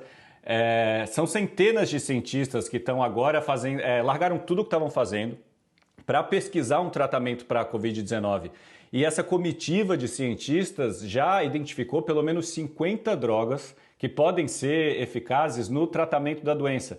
A maior parte desses cientistas está procurando uma forma de impedir que o vírus se reproduza no nosso corpo, que ele entre nas nossas células e se reproduza. E é uma boa notícia, nessa área vem lá da China, que está conseguindo estancar a epidemia. Os médicos chineses afirmaram que testaram uma droga num grupo de 340 pacientes. É um remédio japonês chamado Favipiravir. Ele é usado lá no Japão para tratar gripes fortes. Os médicos chineses disseram que testaram essa droga em 340 pacientes e que os resultados foram ótimos. Eles dizem que depois de 4 dias o vírus já não pôde mais ser identificado no corpo dos pacientes e que, além de tudo, é uma droga segura, que tem poucos efeitos colaterais. Mas eles dizem que essa droga age bem principalmente em casos leves e médios, em que o vírus ainda não se alastrou pelo corpo, e por isso a importância dos testes, de identificar a doença em suas fases iniciais. Essa droga foi aprovada recentemente para ser usada aqui nos Estados Unidos, não contra a Covid-19, mas contra a gripe. A gente conversou com médicos no Brasil que dizem que estão acompanhando esses testes lá na China, mas são resultados muito preliminares. Essa droga ainda não está aprovada para ser usada nem contra a gripe no Brasil e que eles vão continuar seguindo o protocolo internacional, que é assistência aos pacientes em UTI. Essa assistência é o que está sendo usada no mundo inteiro, que é basicamente ajudar as pessoas a respirarem através de respiradores para que o próprio sistema imunológico nos defenda contra o vírus. Mas com todos esses cientistas juntos em comitiva e trabalhando muito para encontrar o tratamento, pode ser que a gente tenha uma boa notícia em breve, Márcio. Isso que eu gostaria de perguntar para as especialistas aí no estúdio, elas têm esperança de um tratamento para a Covid-19 em breve? Doutora Maísa? Tenho muita esperança, não só para esse antiviral, como já existe para a gripe, nós já temos uma droga que para os pacientes com gripe nós usamos, mas também para a vacina. Eu acho que é uma questão de tempo, Márcio, que a gente tenha o tratamento para essa nova situação epidêmica do mundo. É que enquanto a vacina não vem, enquanto o remédio não vem, e eu até agradeço já, Felipe, muito obrigado pela sua participação mais uma vez no nosso programa. Enquanto a vacina não vem, a gente fica com o básico, seja com a vacinação da gripe, para fortalecer o corpo e reagir melhor se o coronavírus vier, e também com lavar as mãos. De novo, os hábitos simples de higiene. Enquanto a vacina, o remédio não chegam, vamos ficar com o que a gente já conhece. Exato. Lavar a mão é um bom começo. É exatamente, gente. Eu sou a pessoa mais otimista do mundo em relação à vacina, que eu tenho quase que certeza absoluta que sim vai ser desenvolvida, E também um remédio. Agora, uma coisa interessante, só para citar, eu vi um comunicado que fizeram no começo do século XX, dos cuidados contra a gripe espanhola. Sabe quais eram? Exatamente os mesmos. Lavar a mão, evitar aglomeração. No começo do século XX, quer dizer, já se sabia naquela época, gente, contra vírus é isso aí. Lavar a mão e evitar aglomeração nesse momento. Como é que a gente esquece isso, Né? Bom, as mensagens falsas nas redes sociais são um tremendo problema para combater o novo coronavírus ou qualquer doença. A equipe do G1 tem feito há algum tempo já um trabalho excepcional que ajuda a esclarecer o que é fato e o que é fake. A gente vai agora até a redação do G1 conversar com a Clara Velasco. Clara, bom dia para você mais uma vez. Bom dia, Márcio. Bom dia a todos. Márcio, eu vou falar sobre duas mensagens que estão circulando bastante nas redes sociais. A primeira delas, que eu acho que muita gente já deve ter recebido, é de que Israel conseguiu desenvolver uma vacina contra o coronavírus. Mas, gente, isso não é verdade. Israel tem, de fato, um grupo de cientistas tentando desenvolver essa vacina, mas isso ainda não aconteceu. A gente do G1, inclusive, conversou com um desses cientistas que disse que, se tudo der certo, essa vacina estará no mercado em alguns meses. E vale também a gente lembrar que diversos países do mundo estão tentando desenvolver uma vacina, mas que até o momento, segundo a Organização Mundial da Saúde, isso ainda não aconteceu e não existe medicamento ou vacina capaz de proteger as pessoas contra a Covid-19. Outra mensagem que tem circulado bastante é de que fazer gargarejo com água morna, sal e vinagre seria capaz de combater o vírus e destruir o vírus. Essa mensagem fala que o coronavírus fica durante 4 dias na garganta das pessoas para depois descer para o pulmão e que por isso que seria interessante as pessoas fazerem esse gargarejo. Mas isso é fake, não é verdade. Os especialistas falam que não há embasamento científico nenhum para utilizar essa mistura de água morna, sal e vinagre para combater o vírus. Inclusive, os especialistas falam que não é possível saber quantos dias que leva do vírus para descer da garganta para o pulmão, pois isso depende muito de pessoa para pessoa, de organismo para organismo. Márcio.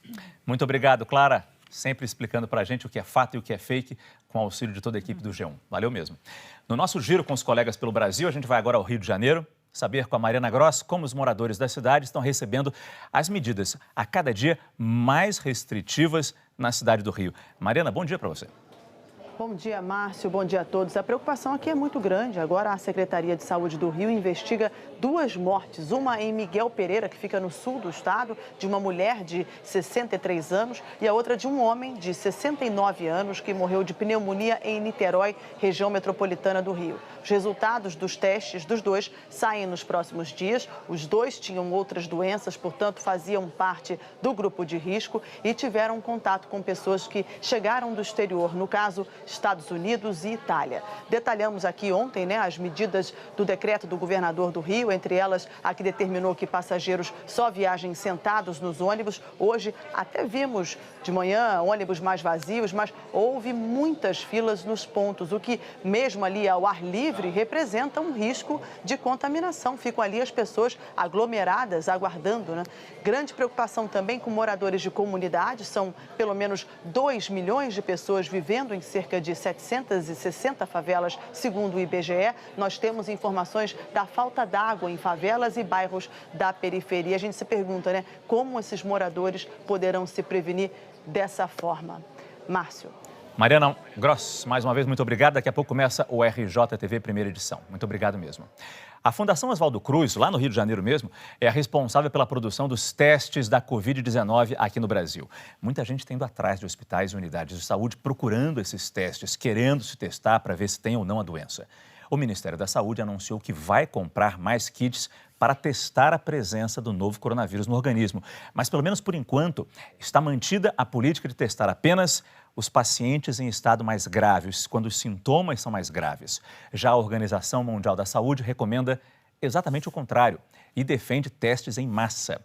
A repórter Larissa Schmidt está na sede da Fiocruz, no Rio de Janeiro, e traz as informações sobre esses kits de testagem. Não é assim, Larissa, que se fala? Bom dia para você. Oi, bom dia a todos. Sim, estou aqui na Fundação Oswaldo Cruz e ao meu lado está o vice-diretor de Pesquisa e Desenvolvimento de Biomanguinhos, que desenvolve vacinas, produz testes pré-diagnósticos. É o grego Sotiris Misailides, está no Brasil há 8 anos, está na linha de frente justamente dessas pesquisas, desenvolvimento de testes. Nós já vamos entrar exatamente com relação a números, quantos kits tem, qual é a previsão de entrega e de aumento, mas a primeira pergunta que eu gostaria de de lhe fazer é: a Organização Mundial da Saúde, ela está defendendo que os testes sejam feitos de forma massiva. O nosso Ministério da Saúde ainda orienta para que os testes sejam feitos apenas para quem tem aí um diagnóstico, enfim, que tenha casos graves, né? O que é que o senhor defende? Qual é o seu entendimento? Bom, a experiência com a Coreia do Sul é que o teste diminui muito os casos de letalidade, por exemplo, para o coronavírus, que foi o contrário que aconteceu na Itália, que eles não tinham testagem frequente. Agora, a realidade do Brasil é totalmente diferente em termos de números e em termos de espaço do que a Coreia do Sul. Então, a gente não pode exatamente adotar essas recomendações. A gente está entregando testes para o SUS e a gente está pretendendo escalonar isso para poder testar mais e mais pessoas caso isso for necessário, como previsto, na verdade. Vou passar algumas informações que a gente tem. O Ministério da Saúde fez inicialmente um pedido de 30 mil testes. Agora foram entregues já em 27 estados e Distrito Federal, nos laboratórios centrais, 18.500 testes. Ainda estão previstos outros 6.500 para serem entregues dessa primeira remessa, além de 5.000 de influenza A e B, porque se for um diagnóstico favorável aí às influenzas, já fica descartado a possibilidade, a suspeita de coronavírus. Então, são 30 mil nessa primeira remessa, ainda faltam alguns. Agora, com relação ao aumento da produção, como é que a Fiocruz está se organizando? A gente está se organizando tanto para produzir mais testes, então a gente está escalonando o material para produção, a gente está orientando que cada mês a gente vai ficar aumentando a nossa produtividade e também a gente está se organizando em termos de central analíticos para poder analisar maior número de testes, porque no momento a análise é focada nos laboratórios centrais dos estados e a gente quer poder aumentar o número de processamento desses testes, porque não adianta só fornecer 1 milhão de testes se não temos capacidade de processar esses testes. Então, a gente está trabalhando junto, aumentar no próximo mês, escalonar de 30 para 40, para 90, para 120. Cada mês fica aumentando o número e também a capacidade de processar esse material. Existia uma expectativa de, em 3 e 4 meses, do Ministério da Saúde aumentar para 1 milhão. Isso é possível? Não sei se a condição atual isso é possível em termos de diagnóstico molecular. Talvez isso seria possível se a gente tem a possibilidade de introduzir outras maneiras de testes. Introduzir testes rápidos, testes sorológicos. Aí a gente vai ter várias abordagens ao mesmo tempo para enfrentar essa necessidade. Ok, agradeço muito a sua entrevista. Lembrando que a rede privada tem outros tipos de testes. Voltamos ao estúdio. Muito obrigado, Larissa. Há de se entender muito bem essa discussão, né? De um lado tem as pessoas que querem ser testadas, se elas estão com doença, estão com sintoma, quer saber se está doente ou não, é um direito delas. Mas, por outro lado, como disse o representante da Fiocruz, é um país enorme. É isso. E o custo é muito alto também nesse momento. Claro. Como é que a gente fica nessa balança, doutora? O mundo ideal, todos testados, e aí a gente tem a estatística certinha de tudo. Mas o mundo real é o nosso mundo, e aliás a Fiocruz é uma instituição que nos dá muito orgulho aqui no Brasil, é uma instituição que eu tenho o maior respeito por ela, né? E o Ministério está certo. A gente vai ter que testar agora, nesse momento, quem realmente precisa ser testado, que são os graves. Então, a gente insiste no seguinte: quem não está com sinal ou sintoma grave tem que ficar em casa. Está com sintoma de gripe? Fica em casa. A chance de você ter coronavírus é grande. Fica em casa. E com todos os cuidados. O Ministério diz que pode fazer o chamado nexo causal. Quer dizer, se o meu pai estava com a doença e eu apresentei sintoma, não precisa testar, vou estar doente também. Você está doente, isso funciona. Exatamente. Sim, funciona. E tem a grande situação de que se você fizer o teste no início da doença com pouco vírus dentro do teu organismo, ele pode vir negativo. Então você tem um falso negativo e aí você se expõe à rua. O ideal, realmente, como a doutora Ana disse, é o que nós deveríamos testar a população toda. Como foi feito na Coreia do Sul, mas em contrapartida em Singapura, também seguraram a doença com isolamento. É isso. Então, não testaram todos, mas fizemos a medida correta, que é o isolamento social. Então, tem diversos motivos e diversas formas de abrandar essa epidemia. O isolamento, não há dúvida nenhuma, já está provado isso. Ele se mostra comprovadamente eficaz. para segurar a epidemia. Isso. É o que a gente tem que fazer nesse momento. É o necessário. É segurar a onda, evitar a onda exponencial. A gente tem que achatar essa onda. Se a gente conseguir achatar essa onda, a gente preserva o sistema de saúde e, preservando o sistema de saúde, a gente preserva a saúde dos nossos idosos. Bom, deixa eu só interromper aqui o nosso bate-papo, porque eu vou receber aqui no nosso estúdio nosso colega César Tralli, que ontem nos brindou com informações importantes sobre aquela primeira vítima. Tudo bom, querido? Fala, garoto. Bom dia, bom dia, bom dia. Bom dia. As informações... celular, você me perdoa, porque o tempo todo chega Não, pelo amor de Deus. Doutora Ana é minha professora, estou limpando toda hora, estou higienizando. É minha terceira mão. O cotovelo estava limpo? Eu lavo as mãos, eu lavo o celular junto. Também. O cotovelo estava limpo? Limpinho. Ah, então tá bom. Ótimo. Ontem você trouxe informações sobre aquela nossa primeira vítima fatal aqui no Brasil, que foi aqui em São Paulo. Hoje, que informação você tem e vai trazer em primeira mão para a gente, depois, claro, no SP1? Puxando o gancho do que vocês estão conversando sobre isolamento, a necessidade de se isolar, especialmente nesse público mais velho, que são os idosos, a gente está fazendo uma reportagem bem interessante hoje aqui em São Paulo, mostrando o esforço que filhos estão tendo para segurar os pais com mais de 60 anos dentro de casa. Que não se aguentam, querem sair. Exatamente. Eu até separei um trechinho dessa reportagem que a Nanda Apple está fazendo. A gente pode ver? Claro. Estou no bairro da Moca. Olha essas xicrinhas de café de vovó. Que amor. Sabe quem fez para mim?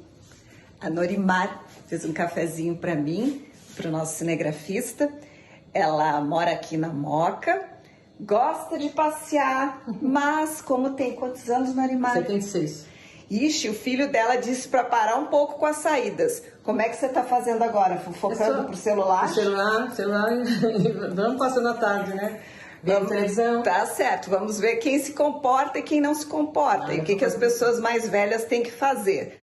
É isso aí, Márcio. Legal. Você vê que ela está obedecendo os filhos, está quietinha dentro de casa, só no celular, fazendo tricô. Tem quase que amarrar ela em casa, mas ela está em casa. Mas está ficando. E a gente mostrou isso no começo do programa, né? Ruas vazias aqui em São Paulo, no Rio de Janeiro, em Copacabana, aqui em Higienópolis, por exemplo, onde tem uma grande concentração de idosos. O William Santos, nosso produtor, foi para as ruas, Tralli, e viu ruas praticamente vazias, nenhum idoso nas ruas. Isso é muito bom.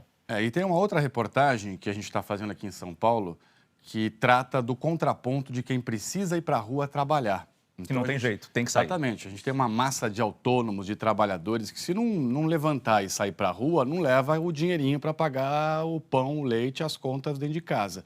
Então, a gente está tentando ver com essas pessoas como elas estão se fazendo para, vamos dizer assim, ganhar a vida e proteger, ao mesmo tempo, a vida contra o coronavírus. Que categorias, por exemplo? Esse é o grande dilema aqui. Tem pintor, tem mecânico, tem fisioterapeuta, entendeu? Tem faxineira, enfim, uma série de pessoas que, se não sair todo dia, vendedores ambulantes, né, não consegue trazer o ganha-pão. O que algumas pessoas defendem é o seguinte, por exemplo, você está pintando em casa, o pintor não vai mais poder, vai ficar sem dinheiro. Paga adiantado esse pintor. Ajuda esse pintor nesse período difícil e depois, quando passar, ele vai fazer a sua pintura. Mas tenta adiantar de alguma forma algum dinheiro para ele. Eu sei que é difícil, é sonho adiantar sem ter o serviço em casa. Mas eu acho que nesse momento que todos pensam em ajudar todo mundo, essa é uma ajuda importante também. E essa mobilização que a gente tem visto das pessoas evitarem o contato social está surtindo efeito, porque já houve uma redução expressiva no transporte público de São Paulo no número de passageiros. Só nos ônibus da capital houve uma queda de 23% no levantamento que eu acabei de fazer. Então, são 2 milhões de passageiros a menos dentro dos ônibus por dia já. Tem que cair mais, obviamente, mas a gente sente que a população está respondendo bem. Daqui a pouco tem SP1 aqui na Globo. Assim que terminar. Assim que terminar o combate ao coronavírus. Vou terminar rapidinho, juro para você. Não, estamos juntos, vamos embora. Tchau, gente. Obrigado. Obrigado mesmo. Eu vou seguir com você agora, porque aqui no nosso telão a gente continua recebendo perguntas na hashtag, no Jogo da Velha, Pergunta Corona, tudo junto. A pergunta do Jadir. Para se diagnosticar o coronavírus, é necessário que a pessoa possua todos os sintomas ou apenas um deles já é suficiente? Na verdade, apenas um deles ou nenhum, porque às vezes você pode ser assintomático. Tá? 80% dos pacientes, inclusive, não têm sintomas graves. Eu acho que a pergunta que ele quis, desculpa, assim, em que situação que a gente pede o exame? Pode ser. Eu acho que é isso que ele quis dizer, talvez. Quando que a gente vai pedir o exame? Se o paciente tem algum sinal de alerta, algum sinal de gravidade. O que é? Febre com tosse e dificuldade respiratória. A dificuldade respiratória realmente é um sinal que indica, olha, precisamos testar porque pode ser. A Oswaldina faz uma pergunta interessante. Quero ir para o interior para ficar mais segura em relação ao coronavírus. Indo de carro, levada pelos filhos, corro risco. Sou idosa, tenho pressão alta, problemas no sangue. Eu não sou médico, mas talvez o ideal fosse ela não sair de casa, não querer ir para o interior. Ou essa ida para o interior vai protegê-la mais? Na verdade, ela está fugindo do epicentro, né? Do local em que tem maior número de pessoas. Mas ela está se expondo na estrada, está se expondo de alguma forma. Márcio, exatamente. Mesmo estando no interior, ela tem que manter o isolamento em casa, quer dizer, é isso.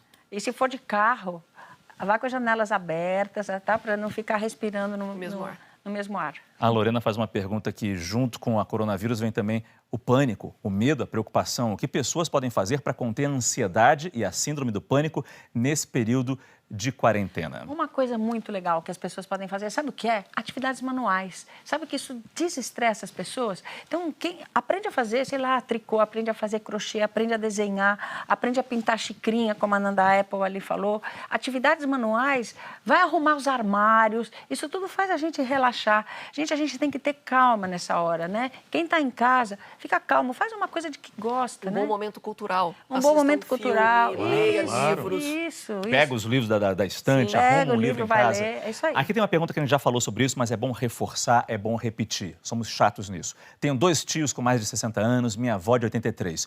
Tenho que continuar trabalhando e estudar.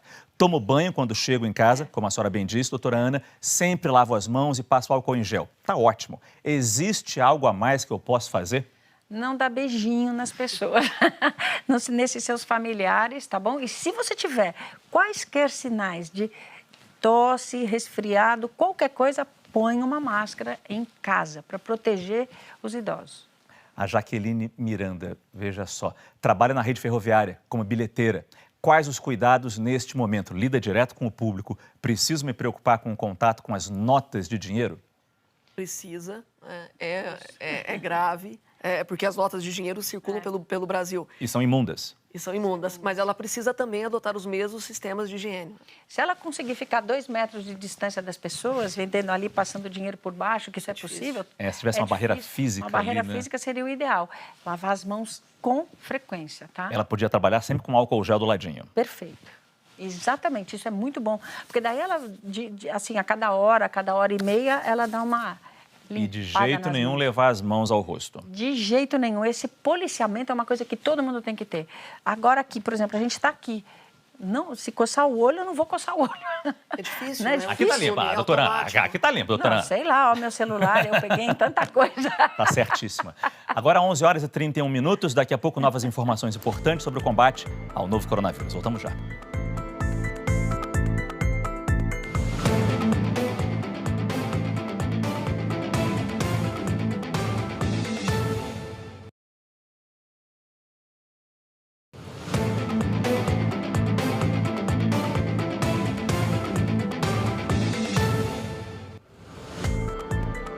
Agora, 11h35, estamos de volta e no noticiário internacional, todos os estados americanos têm casos de coronavírus. Mais de 100 pessoas morreram por lá. Vamos até Nova York falar ao vivo com o repórter Tiago Eltz, porque lá os números de infectados subiram muito, não, Tiago? Oi, Márcio. Sim, os números têm aumentado bastante. Antes de eu falar sobre os números, deixa eu só dar uma notícia de agora, poucos instantes. O presidente Donald Trump, numa rede social, anunciou que os Estados Unidos estão fechando a fronteira com o Canadá. Uma medida um pouco mais drástica. Ele anunciou que foi um consenso entre Estados Unidos e Canadá e que os negócios continuam funcionando, quer dizer, mercadorias vão poder continuar passando, mas pessoas agora, a fronteira com o Canadá, então, fechada e a gente vai ter mais detalhes em breve. Quanto aos números, eles vêm aumentando muito rapidamente nos últimos dias nos Estados Unidos. Agora a gente tem mais de 5.600 casos confirmados, mais de 100 mortes. Esse era um resultado até esperado, porque Até pouco tempo atrás, os Estados Unidos estavam com uma política diferente quanto aos testes. Estava muito difícil fazer teste, não tinha teste disponível para todo mundo, os médicos tentavam, as pessoas tentavam, mas não conseguiam fazer os testes. O governo foi muito criticado, os estados, por exemplo, aqui defendendo, pedindo um teste mais massivo, aí ele foi liberado, agora os testes estão chegando a todo o país e aí o número de casos aumentou. A gente teve aí 800 casos novos nos últimos 2 dias nos Estados Unidos, 800 casos confirmados. Então, é um aumento bastante veloz. Na esteira desses números, os estados, as cidades começam a lidar com esse dilema de restrições, de impor restrições aos moradores, comércio fechando, restaurantes, bares. Em São Francisco, lá na costa oeste, São Francisco e outros 5 municípios do entorno decretaram o isolamento, o confinamento total das pessoas. Só deve sair de casa quem tiver alguma necessidade essencial, quem precisar comprar comida ou uma emergência médica, por exemplo. É uma atitude mais radical. Aqui em Nova York está no meio dessa discussão agora, Márcio, uma discussão que outras cidades no Brasil vão ter em algum momento, se decreta esse isolamento ou não. Aqui o prefeito quer um isolamento possivelmente a partir de amanhã, já o governador não quer. Então, nos próximos momentos, nas próximas horas, a gente pode ter alguma decisão sobre que pode mudar a vida aqui de mais de quase 9 milhões de pessoas que moram na cidade de Nova York. Márcio. É aquilo que eu falei no começo do programa, não sei se você ouviu, Thiago, a importância de ter uma concertação, ou seja, um arranjamento muito bem feito entre governos municipais, estaduais e federais. Agora, pelo menos a gente percebe uma ação forte do governo federal americano fechando a fronteira com o Canadá. Te agradeço muito por suas informações e conto com você nas próximas edições do nosso combate ao coronavírus. Muito obrigado mesmo. Ainda falando de fronteiras, mas agora das nossas fronteiras. Medidas de proteção estão sendo tomadas na fronteira do Brasil com a Bolívia. A gente sabe, tem muito brasileiro morando e estudando na Bolívia e qualquer restrição de passagem pode ser um tremendo problema para eles. A gente conversa ao vivo com o repórter José Pereira. Bom dia, José.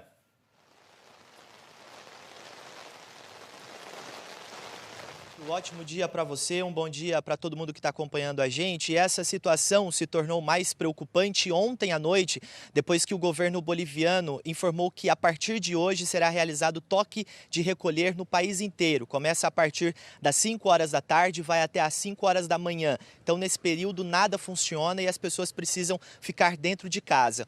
Uma outra informação que está impactando um pouco aqui no Brasil é a questão dos estudantes brasileiros que estão na Bolívia, porque o governo também informou que deve fechar a fronteira nas próximas 72 horas. Antes, esses estudantes já estavam tentando voltar para o Brasil e agora, com essa decisão do governo, isso ficou mais preocupante ainda, então está sendo uma verdadeira corrida contra o tempo. São cerca de 6 mil estudantes brasileiros na Bolívia, a maioria faz o curso de medicina na cidade de Santa Cruz de la Sierra. E agora, então, portanto, todo mundo está querendo saber se isso vai acontecer ou não. Na cidade de San Matias, que é a primeira cidade boliviana depois da fronteira aqui em Mato Grosso, o fluxo de veículos aumentou muito nos últimos dias, principalmente de ônibus. Esses estudantes chegam nesses ônibus, todos passam por um exame de saúde logo quando chegam no terminal rodoviário, como, por exemplo, medir a temperatura e se alguém tiver alguma alteração é levado diretamente para o hospital da cidade, que está se capacitando também. Essas medidas que estão sendo feitas porque a Bolívia já confirmou 12 casos positivos da Covid-19, Márcio. Então, a gente vai continuar acompanhando e ver se realmente a fronteira do Brasil com a Bolívia aqui em Mato Grosso será fechada. Eu volto com você, Márcio. Informação importante. José, muito obrigado. O Paraguai fechou completamente a fronteira com o Brasil. Vamos à Foz do Iguaçu com o repórter Renan Gouveia, que está na Ponte da Amizade. Ele apareceu antes um pouquinho rapidinho, mas agora sim. Renan, bom dia para você. Pois é, Márcio, uma quarta-feira chuvosa aqui na fronteira. Eu estou na Ponte Internacional da Amizade, que é considerada a fronteira mais movimentada do país. Só que nessa época de pandemia já perdeu esse status e nós estamos diante de um cenário muito raro por aqui na fronteira, que é a Ponte da Amizade praticamente sem movimento nenhum. Agora, o que está acontecendo é porque o governo do Paraguai publicou aí uma série de restrições, isso na noite de ontem. Entre elas, a partir da 0 hora de hoje, dessa quarta-feira, aqui a fronteira ela está bloqueada. Nenhum paraguaio pode vir no sentido aqui ao Brasil. Os brasileiros podem sair sim do Paraguai, só que eles estão tendo que pagar aí, sendo surpreendidos para pagarem uma taxa no valor de R$ 210. De acordo com o governo do Paraguai, essa taxa ela é legal, ela pode ser cobrada sim. E nesse sentido, os brasileiros estão retornando ao país. Agora, com relação à entrada ao Paraguai, ninguém está podendo entrar. O paraguaio que deseja entrar no país vizinho, ele pode até entrar, mas vai passar por uma quarentena de 14 dias. Agora, uma outra informação também com relação a uma determinação, uma orientação também do governo federal do Brasil é com relação ao fechamento dos parques nacionais. Até os próximos 7 dias, né, a orientação é para que os parques eles não venham a funcionar. Como nós estamos aqui no chamado Destino Iguaçu, aqui existe o Parque Nacional do Iguaçu, onde tem as Cataratas do Iguaçu, consideradas aí uma das 7 maravilhas naturais do planeta. É claro que isso chama a atenção de muitos turistas. Só que, a exemplo dos outros parques, o Parque Nacional aqui do Iguaçu também está fechado para a visitação. E olha que no ano passado o parque bateu um recorde de visitação, com mais de 2 milhões de visitantes. A chuva apertou um pouco aqui, o meu guarda-chuva ele está até pingando aqui em cima, mas a gente vai continuar aqui, apurando todas as informações, viu, Márcio? Nem percebemos, Renan. Sua camisa toda molhada mostra bem isso e te agradeço muito por esse esforço, muito ao pessoal da RPC por estar aí. Você está debaixo do guarda-chuva, talvez o seu câmera não esteja e certamente as informações foram importantes, especialmente por causa do fechamento da fronteira Brasil-Paraguai. Te agradeço demais sua participação e conto com você nos próximos combates ao coronavírus. Agora, sobre viagens, a doutora Ana fez uma lembrança muito interessante. Quem chega de viagem não precisa fazer teste, não precisa ter sintoma. Tem que ficar num auto-isolamento obrigatório. Tem que ficar num auto-isolamento, gente, obrigatório, no mínimo 7 dias, tá? Por quê? Porque se desenvolver algum sintoma, já está ali, isolado, não vai passar isso para as outras pessoas. É importante a gente saber isso. Chegou de viagem, fica em auto-isolamento. Teve uma pergunta interessante que chegou ali, mas eu não vou achar. A gente recebeu mais de 10 mil perguntas, gente. Então eu não vou conseguir achar a pergunta que eu olhei ali passando pela tela para ver. Uma pessoa falando, tem que viajar. Não tem jeito. Vou de ônibus ou vou de avião? É possível dar uma resposta? É uma pergunta difícil, eu sei. Mas é possível dar uma resposta para as pessoas? Se ela tem que viajar, ela deve viajar, claro. O risco é parecido, não é? A aglomeração na rodoviária ou nos aeroportos. Inclusive, eu estive também no aeroporto, estava vazio. Mas tome os cuidados, estes mesmos, de se manter talvez longe das pessoas, se puder sentar em um banco mais distante. Atenção se as pessoas estão resfriadas ou com coriza perto de você. E, obviamente, lave suas mãos, são os mesmos cuidados para todos. Você tem que viajar, viaje. Entre ônibus e avião, acho que os cuidados são os mesmos. Que a impressão que dá que no ônibus a gente pode abrir a janela, em alguns ônibus, se tiver ar-condicionado, para circular, né? Mas esses ônibus não tem. Pois é, hoje em dia é bem poucos. Vamos voltar a falar, já que a senhora é geriatra e está participando com a gente desde o começo do programa. Lembrando aquele caso daquela vítima que foi anunciada ontem a morte aqui em São Paulo. Um homem de 62 anos e que tinha várias doenças. Mas o que chamou a atenção de muita gente é que foi muito rápida. O surgimento dos sintomas apareceram no dia 10. Os sintomas surgiram no dia 10. Ele foi internado no dia 14 e faleceu no dia 16. O que isso diz para a gente? Realmente, como grupo de risco é da idade, como grupo de risco é das doenças que ele já tinha? Ele tinha não tantas doenças, ele não era tão comórbido, mas ele tinha mais de 60 anos. O que é comórbido? O número de doenças que ele tem. Márcio, ele tinha hipertensão. Eram poucas doenças. Ele não tinha doenças pulmonares ou diabetes. Não. Mas importante, eu não sei como ele estava quando ele chegou no hospital. E eu acho que vale a pena a gente dizer que o diagnóstico precoce, ele faz a diferença. Então, caso um idoso tenha sintomas, ele realmente deve procurar o serviço de saúde. Quanto mais precoce tratar, melhor a evolução. Esse paciente ele teve uma insuficiência respiratória. Ele foi entubado, ele foi para a UTI e sofreu complicações disso. Vamos voltar aqui para o nosso telão, para a hashtag Pergunta Corona, para trazer outras perguntas, novas perguntas que chegaram aqui. A da Joyce. Se eu comer verduras e legumes que foram tocados por alguém com o vírus, eu fico doente? Doutora Ana. Se foram tocados há pouco tempo, sim, pode ficar doente, porque tocados, o que significa? Se tem secreção daquela pessoa ali. Então, por exemplo, se essa pessoa que tocou, tossiu, está gripada, tossiu e tocou, aí sim, pode. Por isso é que tem que lavar legumes, verduras e tudo. Uma pergunta que surgiu na nossa redação. Uma pessoa pediu comida em casa, em aplicativo, porque está em isolamento. Sim. Aí chegou o motoqueiro. A gente sabe que a embalagem pode estar infectada. Sim, pode. Se o motoqueiro, é isso, a gente tem que ter aquele hábito de não tossir na mão. Não, sim, pensando no pior. A embalagem pode estar contaminada. Mas e a comida? Depende de quem preparou aquela comida. A mesma situação. Se a pessoa que preparou a comida tossiu em cima da comida, sim, a comida pode estar contaminada. Alguma coisa, não é levar pânico às pessoas em casa, mas alguma Lógico. coisa que a gente possa fazer com essa comida quando ela chega no entregador? Não Esquentar sei. de novo? Esquentar de novo? Não necessariamente você mata o vírus. Não tem. É uma pergunta difícil, mas... É difícil, mas não E uma tem. necessidade crescente, à medida que as pessoas fiquem em casa. Fiquem em casa. Então, o que a gente tem que contar com essas pessoas que cozinham e que preparem a comida, tá certo? Que tenham todos os hábitos de higiene. É isso aí. Eu tinha perguntado... bom, do Rafa, corre risco de cachorro ou gato pegar coronavírus? Então, os vírus, eles podem passar de humanos para animais, como o coronavírus passou de animal para humano, tá certo? Então, sim, o vírus pode passar para os animais, tanto que se pede que as pessoas que estão positivas para coronavírus evitem contato direto. Não necessariamente o animal vai adoecer e não necessariamente o animal vai passar o vírus para as pessoas. Então, não existe relato de animais que passaram o vírus para humanos. Mas esses vírus vão estar nos animais. E o que vai acontecer? Será que eles vão sofrer uma mutação e depois eles podem passar de novo para os humanos? Então, quem está doente, comprovadamente doente, tem que proteger os nossos animaizinhos. O que a Sabina Simonato nos mostrou ao vivo naquela casa foi isso. Aquele cachorro, sempre que vai passear do lado de fora, limpa as patinhas dele quando voltar para casa. Essa é uma medida boa também. É uma medida, exato, para não trazer o vírus... Sujeira e, consequentemente, os vírus ou o vírus. Porque pode ter secreções contaminadas no caminho do cachorrinho. Vamos voltar agora para a redação do G1 aqui em São Paulo para saber as últimas informações sobre o novo coronavírus. A gente conversa ao vivo com a Luísa Tenente. Oi, Luísa. Bom dia, Márcio. Eu começo falando então das últimas notícias internacionais. O Chile decretou agora há pouco o estado de exceção por emergência.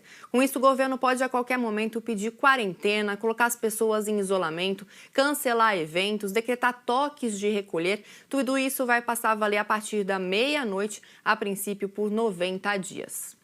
E o mundo, Márcio, registrou hoje mais de 200 mil casos de transmissão por coronavírus. E agora há pouco, a Unesco estima que metade dos alunos do mundo, tanto de escolas quanto de universidades, esteja sem aula, já que essas instituições precisaram ser fechadas por causa da doença. Realmente tem aglomeração de alunos ali. Mudando um pouquinho de assunto, nos Estados Unidos, em Las Vegas, os cassinos devem ficar fechados por pelo menos um mês. A gente sabe da importância da indústria de jogos para a economia de Las Vegas, são bilhões de dólares gerados por ano, mas não tem jeito, o cassino gera aglomeração. E um outro dado importante, hoje a Europa passou a Ásia em número de mortes por causa da doença, sendo que foi na Ásia que a pandemia começou. Olha só os números. Na Europa foram mais de 3.420 mortes, principalmente na Itália, e na Ásia mais de 3.380 mortes. Hoje a presidente da Comissão Europeia admitiu que os governantes ali do continente subestimaram a importância, a dimensão que essa pandemia tomaria. Isso já logo nos primeiros casos, nas primeiras infecções. Na Espanha, que é o segundo país mais afetado do continente, o primeiro-ministro disse hoje que a situação deve piorar. Já são mais de 700 pacientes internados. E agora, falando da Ásia, a China trouxe uma boa notícia. Pelo segundo dia consecutivo, só teve um caso de transmissão interna no país. Agora, a preocupação deles é com as pessoas que vêm de fora, os viajantes do exterior. Em Pequim, por exemplo, todo mundo que vem de fora fica isolado em hotéis específicos. Márcio. Luísa, muito obrigado pelas suas informações aí da redação do G1. Obrigada. Em João Pessoa, foram suspensas as aulas nas creches e isso pode ser um drama para as famílias mais humildes que dependem da alimentação, da merenda, para alimentar as crianças. Mas parece que tem uma solução aí. A gente fala ao vivo com o repórter Ítalo de Lucena. Ítalo, bom dia. A prefeitura vai distribuir marmitas para os pais dessas crianças que vão ter que ficar em casa? Isso aí, Márcio. Bom dia para você, muito bom dia a todo mundo que acompanha a gente. A gente fala diretamente de uma creche aqui de João Pessoa. Só para a gente ter uma ideia, a rede pública municipal tem mais de 60 mil estudantes e é esse pessoal todo em casa. Vê só, alunos de escolas integrais, são 32, e creches, são 89, estão podendo receber aqui em João Pessoa essa alimentação. A gente está vendo aqui o cardápio hoje, está bonito, tem frango no molho, tem macarrão, tem arroz com cenoura, feijão, cuscuz, que é nossa comida aqui, nossa marca registrada aqui no Nordeste, creche e também tem uma saladinha, ainda levam a sobremesa para casa, que é fruta. Tudo isso aí disponível para as famílias. Então, os alunos que estão em casa vão poder continuar se alimentando. Tudo isso também feito com, tem nutricionista aqui. O pessoal está protegido, está espalhando álcool em gel também para quem chega aqui. Tá aqui meio vazio porque os pais já aproveitaram desde 11 horas que está sendo distribuído. Então, de vez em quando está chegando o pessoal aqui com a marmita para levar essa alimentação para casa. Aqui na Paraíba, a gente não tem nenhum caso confirmado de coronavírus, até porque o sistema que faz a contagem aqui no estado está fora do ar desde ontem. Então, os dados que a gente tem ainda são de ontem, dados desatualizados, né? 48 casos suspeitos ainda. Mas, de forma geral, a gente está tentando manter a calma por aqui. As escolas pararam, sim, tanto públicas estaduais, municipais e particulares também. Então, é essa a boa notícia para muitos pais, porque vê mesmo, ficar com a criança em casa não vai conseguir fazer o almoço, então tem essa garantia aqui. Márcio, volto com você. Ítalo, muito obrigado. Belo exemplo que o pessoal aí da Paraíba nos traz. Mais uma vez, muito obrigado. As secretarias estaduais de saúde contabilizam 350 pessoas infectadas em 17 estados e também no Distrito Federal. Os números das secretarias vêm sendo somados pelo G1. Dá sempre um número de casos maior do que o do Ministério da Saúde, porque o dado é mais atualizado. O balanço é feito primeiro nos estados e depois no Ministério da Saúde. Pelos números do governo federal, que são atualizados sempre por volta das 4 horas da tarde, seriam 291 casos confirmados de Covid-19 no Brasil, quase 8.900 sendo investigados e, neste momento, oficialmente, apenas uma morte. Agora, 11h52, a gente vai ao vivo até a redação do Jornal Hoje, saber os destaques com a Maria Júlia Coutinho. Maju, boa tarde para você. Oi, Márcio, bom dia para você e para todos, tudo bem por aí? Olha só, Márcio, a gente está reunindo aqui as últimas notícias do Brasil e do mundo. A gente também vai falar do teste positivo do ministro do Gabinete de Segurança Institucional, Augusto Heleno, as medidas do governo federal, como a autorização da Anvisa para que as farmácias de manipulação possam produzir álcool em gel. O Ministério da Educação liberou aulas à distância, né, em universidades e institutos federais, menos para os cursos de medicina. Outra preocupação são os presos em grupos de risco. O ministro Marco Aurélio Mello, do STF, pediu que juízes avaliem a situação deles, inclusive se é o caso de prisão domiciliar. E, Márcio, a gente está mostrando aí muitos cuidados para evitar o contágio, né? JH vai explicar como fazer com quem trabalha dentro de casa, os trabalhadores domésticos, né? O Brasil tem mais de 6 milhões de trabalhadores domésticos. Então, a gente conversou com o pessoal do Instituto Doméstica Legal para verificar quais são as recomendações, né? Tem gente que está deixando a doméstica em casa, não indo trabalhar, tem outros que precisam da doméstica. Como fazer para garantir a segurança dessas funcionárias, né, Márcio? É uma situação difícil, mas a gente vai ter que arranjar um jeito de viver nesses próximos meses, nessas situações, nesses próximos meses, resolver essas situações para o bem-estar de todos. E, Márcio, posso deixar uma pergunta aí? Eu não estou acompanhando o programa inteiro, porque a gente está aqui na elaboração do JH. Não sei se vocês falaram sobre isso, mas olha só, quem tem mãe, pai, idoso, não tem criança, como faz? Você precisa visitar, às vezes precisa ir no mercado para comprar coisas para eles. Quais são as recomendações das doutoras aí? A gente deve ir na casa dos pais, quem não tem criança pequena, evita mesmo assim, faz compra online, qual a melhor situação e até para lidar com a solidão deles, né? Porque eles ficam com medo também de tudo isso que está acontecendo no mundo. Em resumo, a Maju visita os pais ou não? É isso que ela quer perguntar. Super pessoal. Visita sim seus pais. Claro. Lava a mão. Lava a mão. Cuidado, se você tiver sintomas de gripe, não visita, tá bom? Mas visita, Maju. Vai visitar seus pais, que eles merecem. Encontrar você lá é sempre uma luz. Ai, total. Mãe, pai, tô indo aí na semana. Porque é isso. Às vezes é difícil mesmo. Maju, te agradeço demais. Sei que você deve estar ocupada aí pro Jornal Hoje, eu vou te liberar. Muito obrigado pela sua participação mesmo. Mas a pergunta dela é ótima, porque a gente sabe que essas pessoas isoladas em casa podem cair na depressão, síndrome de pânico, como algumas pessoas falaram, a ansiedade que isso gera. Essa visitação, esse telefonema é fundamental. Sim, carinho, aconchego, apoio, né? É isso aí. O Pedro está fazendo uma pergunta aqui pela nossa hashtag Pergunta Corona. Já existem evidências de transmissão através de sangue também, tal como HIV? Ainda não, que eu saiba, não houve ainda nenhuma evidência de transmissão pelo sangue. Mas como o corona está nas secreções, a gente tem que ter todo o cuidado. O Jonathan tem barbearia. Quais os cuidados que devo tomar no atendimento, já que nos barbeiros temos contato muito próximo ao cliente? Exatamente, porque ele fica próximo, ele deve manter as mesmas higienes. Se o paciente estiver resfriado, orientar que ele não vá até a barbearia. É isso aí. A Cris faz uma pergunta, como fica a situação de empresas com grande número de funcionários?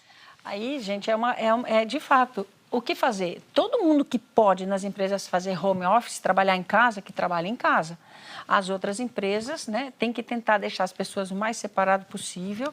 Ver, aí são soluções individuais, o que cada um pode fazer. Sim. A pergunta do Alex é fundamental, a gente já falou disso, mas tem que repetir. Tô com uma gripe muito forte já faz 2 semanas. Dor de garganta e febre hoje. Eu devo ir ao hospital fazer um teste? Não, porque ele não está com falta de ar e já dura 2 semanas. Provavelmente ele não tem o coronavírus pelas condições clínicas dele. Quer dizer, deixa para ir para o hospital quando estiver muito ruim. Exatamente. Mesmo. Dificuldade para respirar, essa é a grande dica. Tosse, febre e dificuldade para respirar. O teste é fundamental, mas se realmente ele precisar, ele só de ir ao hospital ele já pode se contaminar. Existe esse risco.